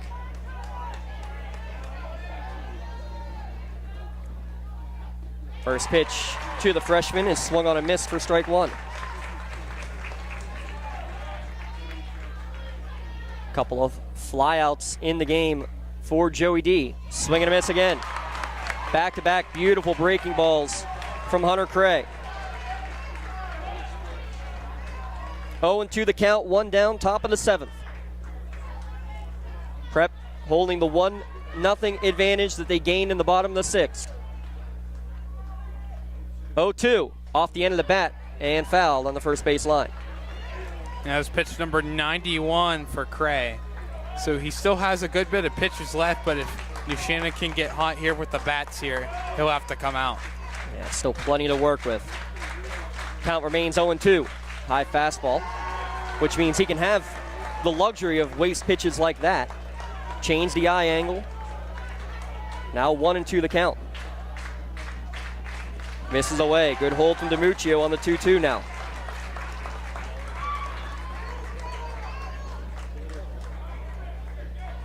DiMuccio, .379 hitter on the season. Off the end of the bat, little dribbler in front of the plate, a lot of English on it. Cray able to grab it, fire it to first, and now Prep just 1 out away. This Mercyhurst Prep team was 1 strike away from elimination in their District 10 semifinals against Wilmington. They rallied in the final inning, came back, won the game. They've held serve here against Neshannock with a 1-0 advantage in the last inning. Cole Hutchinson representing the potential final chance for the Lancers.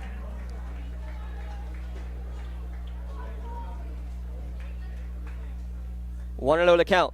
Right down Broadway, evens the count at 1-1.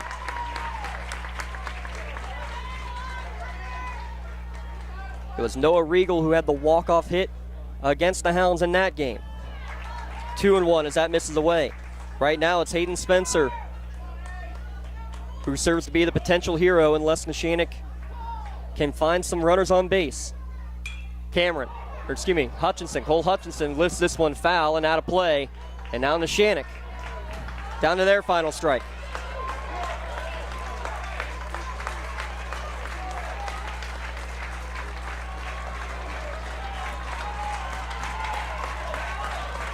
Laker fans to their feet to our left. Cray winds and fires. Off the end of the bat, little swinging bunt down the third base line, taken there by Nate Meyer. Throw to first, it bounces, and it is in time. Stoker held the bag at first to get Hutchinson. 2-3 on the putout. And for the first time in program history, Mercyhurst Prep will play for a state championship.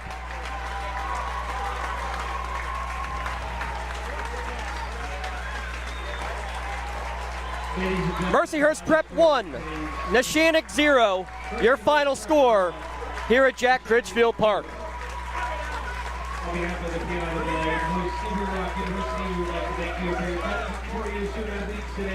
We'll step aside, recap it all when we return. Prep 1, Lancers 0, watching on NFHS Network and listening at LC SportsNet, powered by LCAP.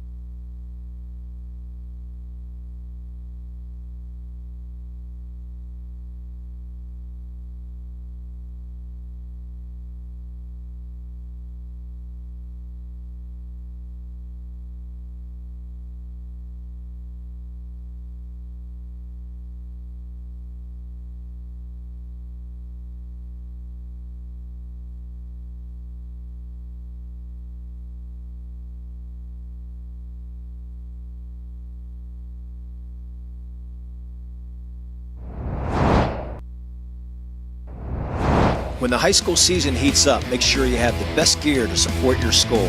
Head to the Red Zone on Wilmington Road in Neshannock for all your county sporting apparel needs. From sporting goods to custom apparel to embroidery and more, the Red Zone has it all. Quality gear for all 8 schools in the County of Champions. Stop by and enter the Red Zone or visit them online at theredzonesports.com. Score big at the Red Zone.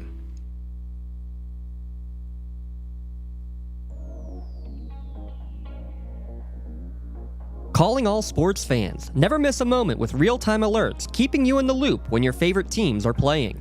Get instant updates sent straight to your phone with game schedules, changes, and all the latest news. You can receive important updates and reminders, so you're always prepared for game time. Be the first to cheer on your local teams and show your support. Receive important updates and reminders, so you're always prepared for the game. Signing up is quick and easy. Don't miss out. Sign up now and stay connected to the action. Plus, follow us on social media for live updates, behind-the-scenes content, and community news. Castle Asphalt and Construction is driven to provide quality, cost-efficient pavement-related services to Western Pennsylvania. Every paving or construction service at Castle Asphalt begins with a thorough site inspection of the area to allow their team of professionals to become familiar with the unique conditions of your home or business. Once the site inspection is complete, Castle Asphalt provides you with a detailed plan of the design, cost, materials, and time of completion, so you know exactly what to expect during your construction. Visit castleasphalt.com to request a quote for your next project and make your dream design come to fruition. Like in sports, it takes a great team to protect you, your family, and your business. MVP Insurance is that team. From home and auto to life and commercial insurance, you can count on us for coverage that adapts to your needs. We're committed to excellence for our clients' experience and in serving our community. It's a winning combination. MVP Insurance. Don't get left on the sidelines. Log on to mvpins.com or call today to get your free quote. Back here at LC Sports and in the NFHS Network. Final score, Neshannock falls to Mercyhurst Prep 1-0. Your Lions score 1 run on 5 hits. No errors for Prep. Neshannock no runs on 3 hits. They had 1 error. Both teams leaving 4 runners on the bags. One swing of the bat in a game like this is all it could take, and that's exactly what happened today. Hayden Spencer with 2 outs in the bottom of the 6th inning. Hits a solo home run, his 3rd of the year. Tyler Aaron, that's the difference maker. The only run of the game. And it sends Mercyhurst Prep for the first time in school history to a state championship game. I mean, you couldn't ask for a better semifinal matchup than this. An absolute watch your feet. Nail biter to the very end. Ended up with the home run, and Joseph came in and pitched 2 complete innings, and he only gave up the 1 hit, which ended up being the home run to Spencer. But Spencer got every bit on that one, and both of these 2 teams are well deserving of making it to the championship game. And again, it was just that 1 single hit was the difference in this one. Let's take a quick look at the scoring recap. As in the top of the first inning, 1-2-3 inning for Neshannock, and then in the bottom half of the inning, able to get 2 runners on base with 2 outs. Hayden Spencer drew a walk, stole 2nd and 3rd. After Camaresco was hit by a pitch, Hunter Cray flied out to end the inning. A leadoff double for Jack Stoker in the bottom of the 2nd inning for Prep. A sacrifice bunt attempt, Jack Natemeyer ends up reaching on a bunt single as a result, as there was no play to first. But then a strikeout from Ryan Cameron. A suicide squeeze attempt that the bunt did not get laid down, got Stoker out at the plate, and then Mike Schloss strikes out to end the inning. Neshannock felt like they had all the momentum at that point. Cole Hutchinson comes right up, leads off with a single, steals 2nd, but a strikeout sandwiching a ground out, a couple of strikeouts sandwiching a ground out, ends Neshannock's threat in the 3rd inning. More drama on the base paths as Zach Krzyzewski leads off a single in the bottom of the 3rd, but is caught stealing to end the inning. They would also, Neshannock would then respond in the top of the 4th with their best opportunity. A 1-out triple from Ryan Cameron got all the way to the fence, but then Anthony Aiken hits a ground ball. Great play again by Krzyzewski, throwing it to the plate to get the out at home, and then another fielder's choice ended the inning. Neshannock we'll get another opportunity. Got a runner on third base, and Cole Hutchinson in the 5th as well. He reached third base twice in the game. Walked, stole second, but a couple of groundouts ending the inning without any muss or fuss. In the bottom of the 6th inning, after a couple of pop-outs on the right side of the infield, Hayden Spencer took an 0-1 breaking ball and drove it deep over the left field wall for the only run of the game, and Neshannock was retired 1-2-3 to end the contest. Hunter Cray, your winning pitcher on the day, now has an 11-1 record, does the Charlton Southern commit. Gave up just 3 hits, 7 strikeouts, 1 walk in the complete game shutout. Ryan Cameron started through 4 innings, gave up 4 hits, 4 strikeouts, 1 walk, and 1 hit batter. Denny Joseph, 2 innings of relief. The hard luck loser gave up just the 1 hit, and it's the one that traveled about 350 feet up the left field line for the only run of tonight's game. Mercyhurst Prep 1, Neshannock 0. Tyler Aaron, a dandy of a game we have here today. Our Lawrence County team, unfortunately, they come up a step short of a return trip to the state championship, but a fantastic season for Neshannock. Congratulations, Mercyhurst Prep, as they will advance again for the first time in program history to play for a state title. Yeah, both of these 2 teams, 2 great seasons. Unfortunately, it just ends, again, a step short for Neshannock, but this isn't a season that you shouldn't be upset about. This was still a great season for Neshannock. Fortunately, you didn't get your ultimate goal in winning a state championship, but still a really good game. And again, it just came down to the 1 hit. I mean, you knew coming into this one it was going to be a pitcher's duel. You saw Ryan Cameron, a pitcher who hasn't pitched too much in playoff action lately for the Lancers, come in and pitched a gem of a game up until Joseph came in. And Joseph only gave up the 1 hit in his pitching line, and it was the home run. And so he had a great game too as well. But Hunter Cray's really been the story for Mercyhurst Prep. Got it done. He won't be able to pitch on Thursday in the championship based on his pitch count. It was just over 100 pitches here today.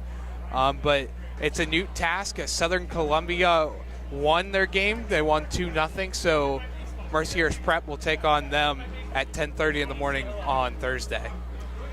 You can catch that one on the NFHS network, as you can with the PIAA radio network as well, as they'll have coverage of all 12 baseball and softball games there from Penn State University. Also, we'll have coverage on NFHS network with the championship games on for volleyball and lacrosse as well. One final piece of information from the SportsNet side. We give out an MVP of the game and a Play of the Game award. We'll start with the Play of the Game. We're going to give the Play of the Game award to Hayden Tatterson at home plate, able to hang on the suicide squeeze. The senior able to make the play down there at the plate to end a big threat there. So the senior Hayden Tatterson is our May the Chiropractic Play of the Game recipient. As for your MVP of the game, and again, we give these as a Lawrence County SportsNet, so it's Lawrence County players getting these awards. The Lawrence County's MVP of the game.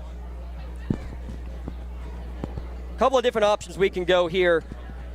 Ryan Cameron pitched a gem of a game. He went 2 for 3 at the plate as well. I'm going to give a shout out to the senior. Cole Hutchinson made a couple of great plays in the outfield as well. Got on base a couple of times. We're going to go with the senior in his last game, Cole Hutchinson, as your MVP of the game. Congratulations to those two. And they'll get customized t-shirts from Lawrence County SportsNet for today's MVP and Play of the Game. Big shout out again to all of our great sponsors, the William F. and Roger M. DeCarbo Funeral Home. Wishing congratulations and hats off to an outstanding season to all the young athletes and the coaching staff here at Neshannock. The Neshannock Township Supervisors as well. Shipping Depot Plus, Lawrence County's only premier shipping outlet at shippingdepotplus.com. They're making ship happen. By BMF Tax and Financial, you can read about today's game on the YDL Sports Network and the Triple Live High School Sports Network as well. And, of course, the powering sponsor of the Lawrence County Community Action Partnership with the Lawrence County SportsNet.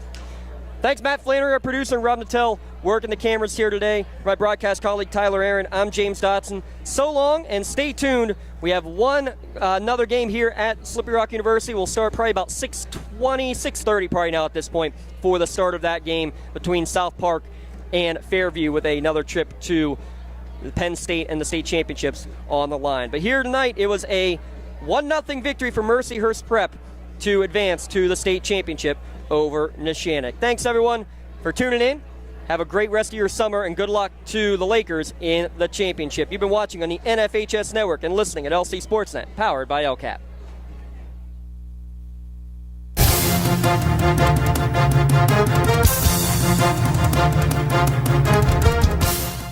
Your voice for Lawrence County sports. The gold ball headed home to Newcastle. This is the Lawrence County SportsNet.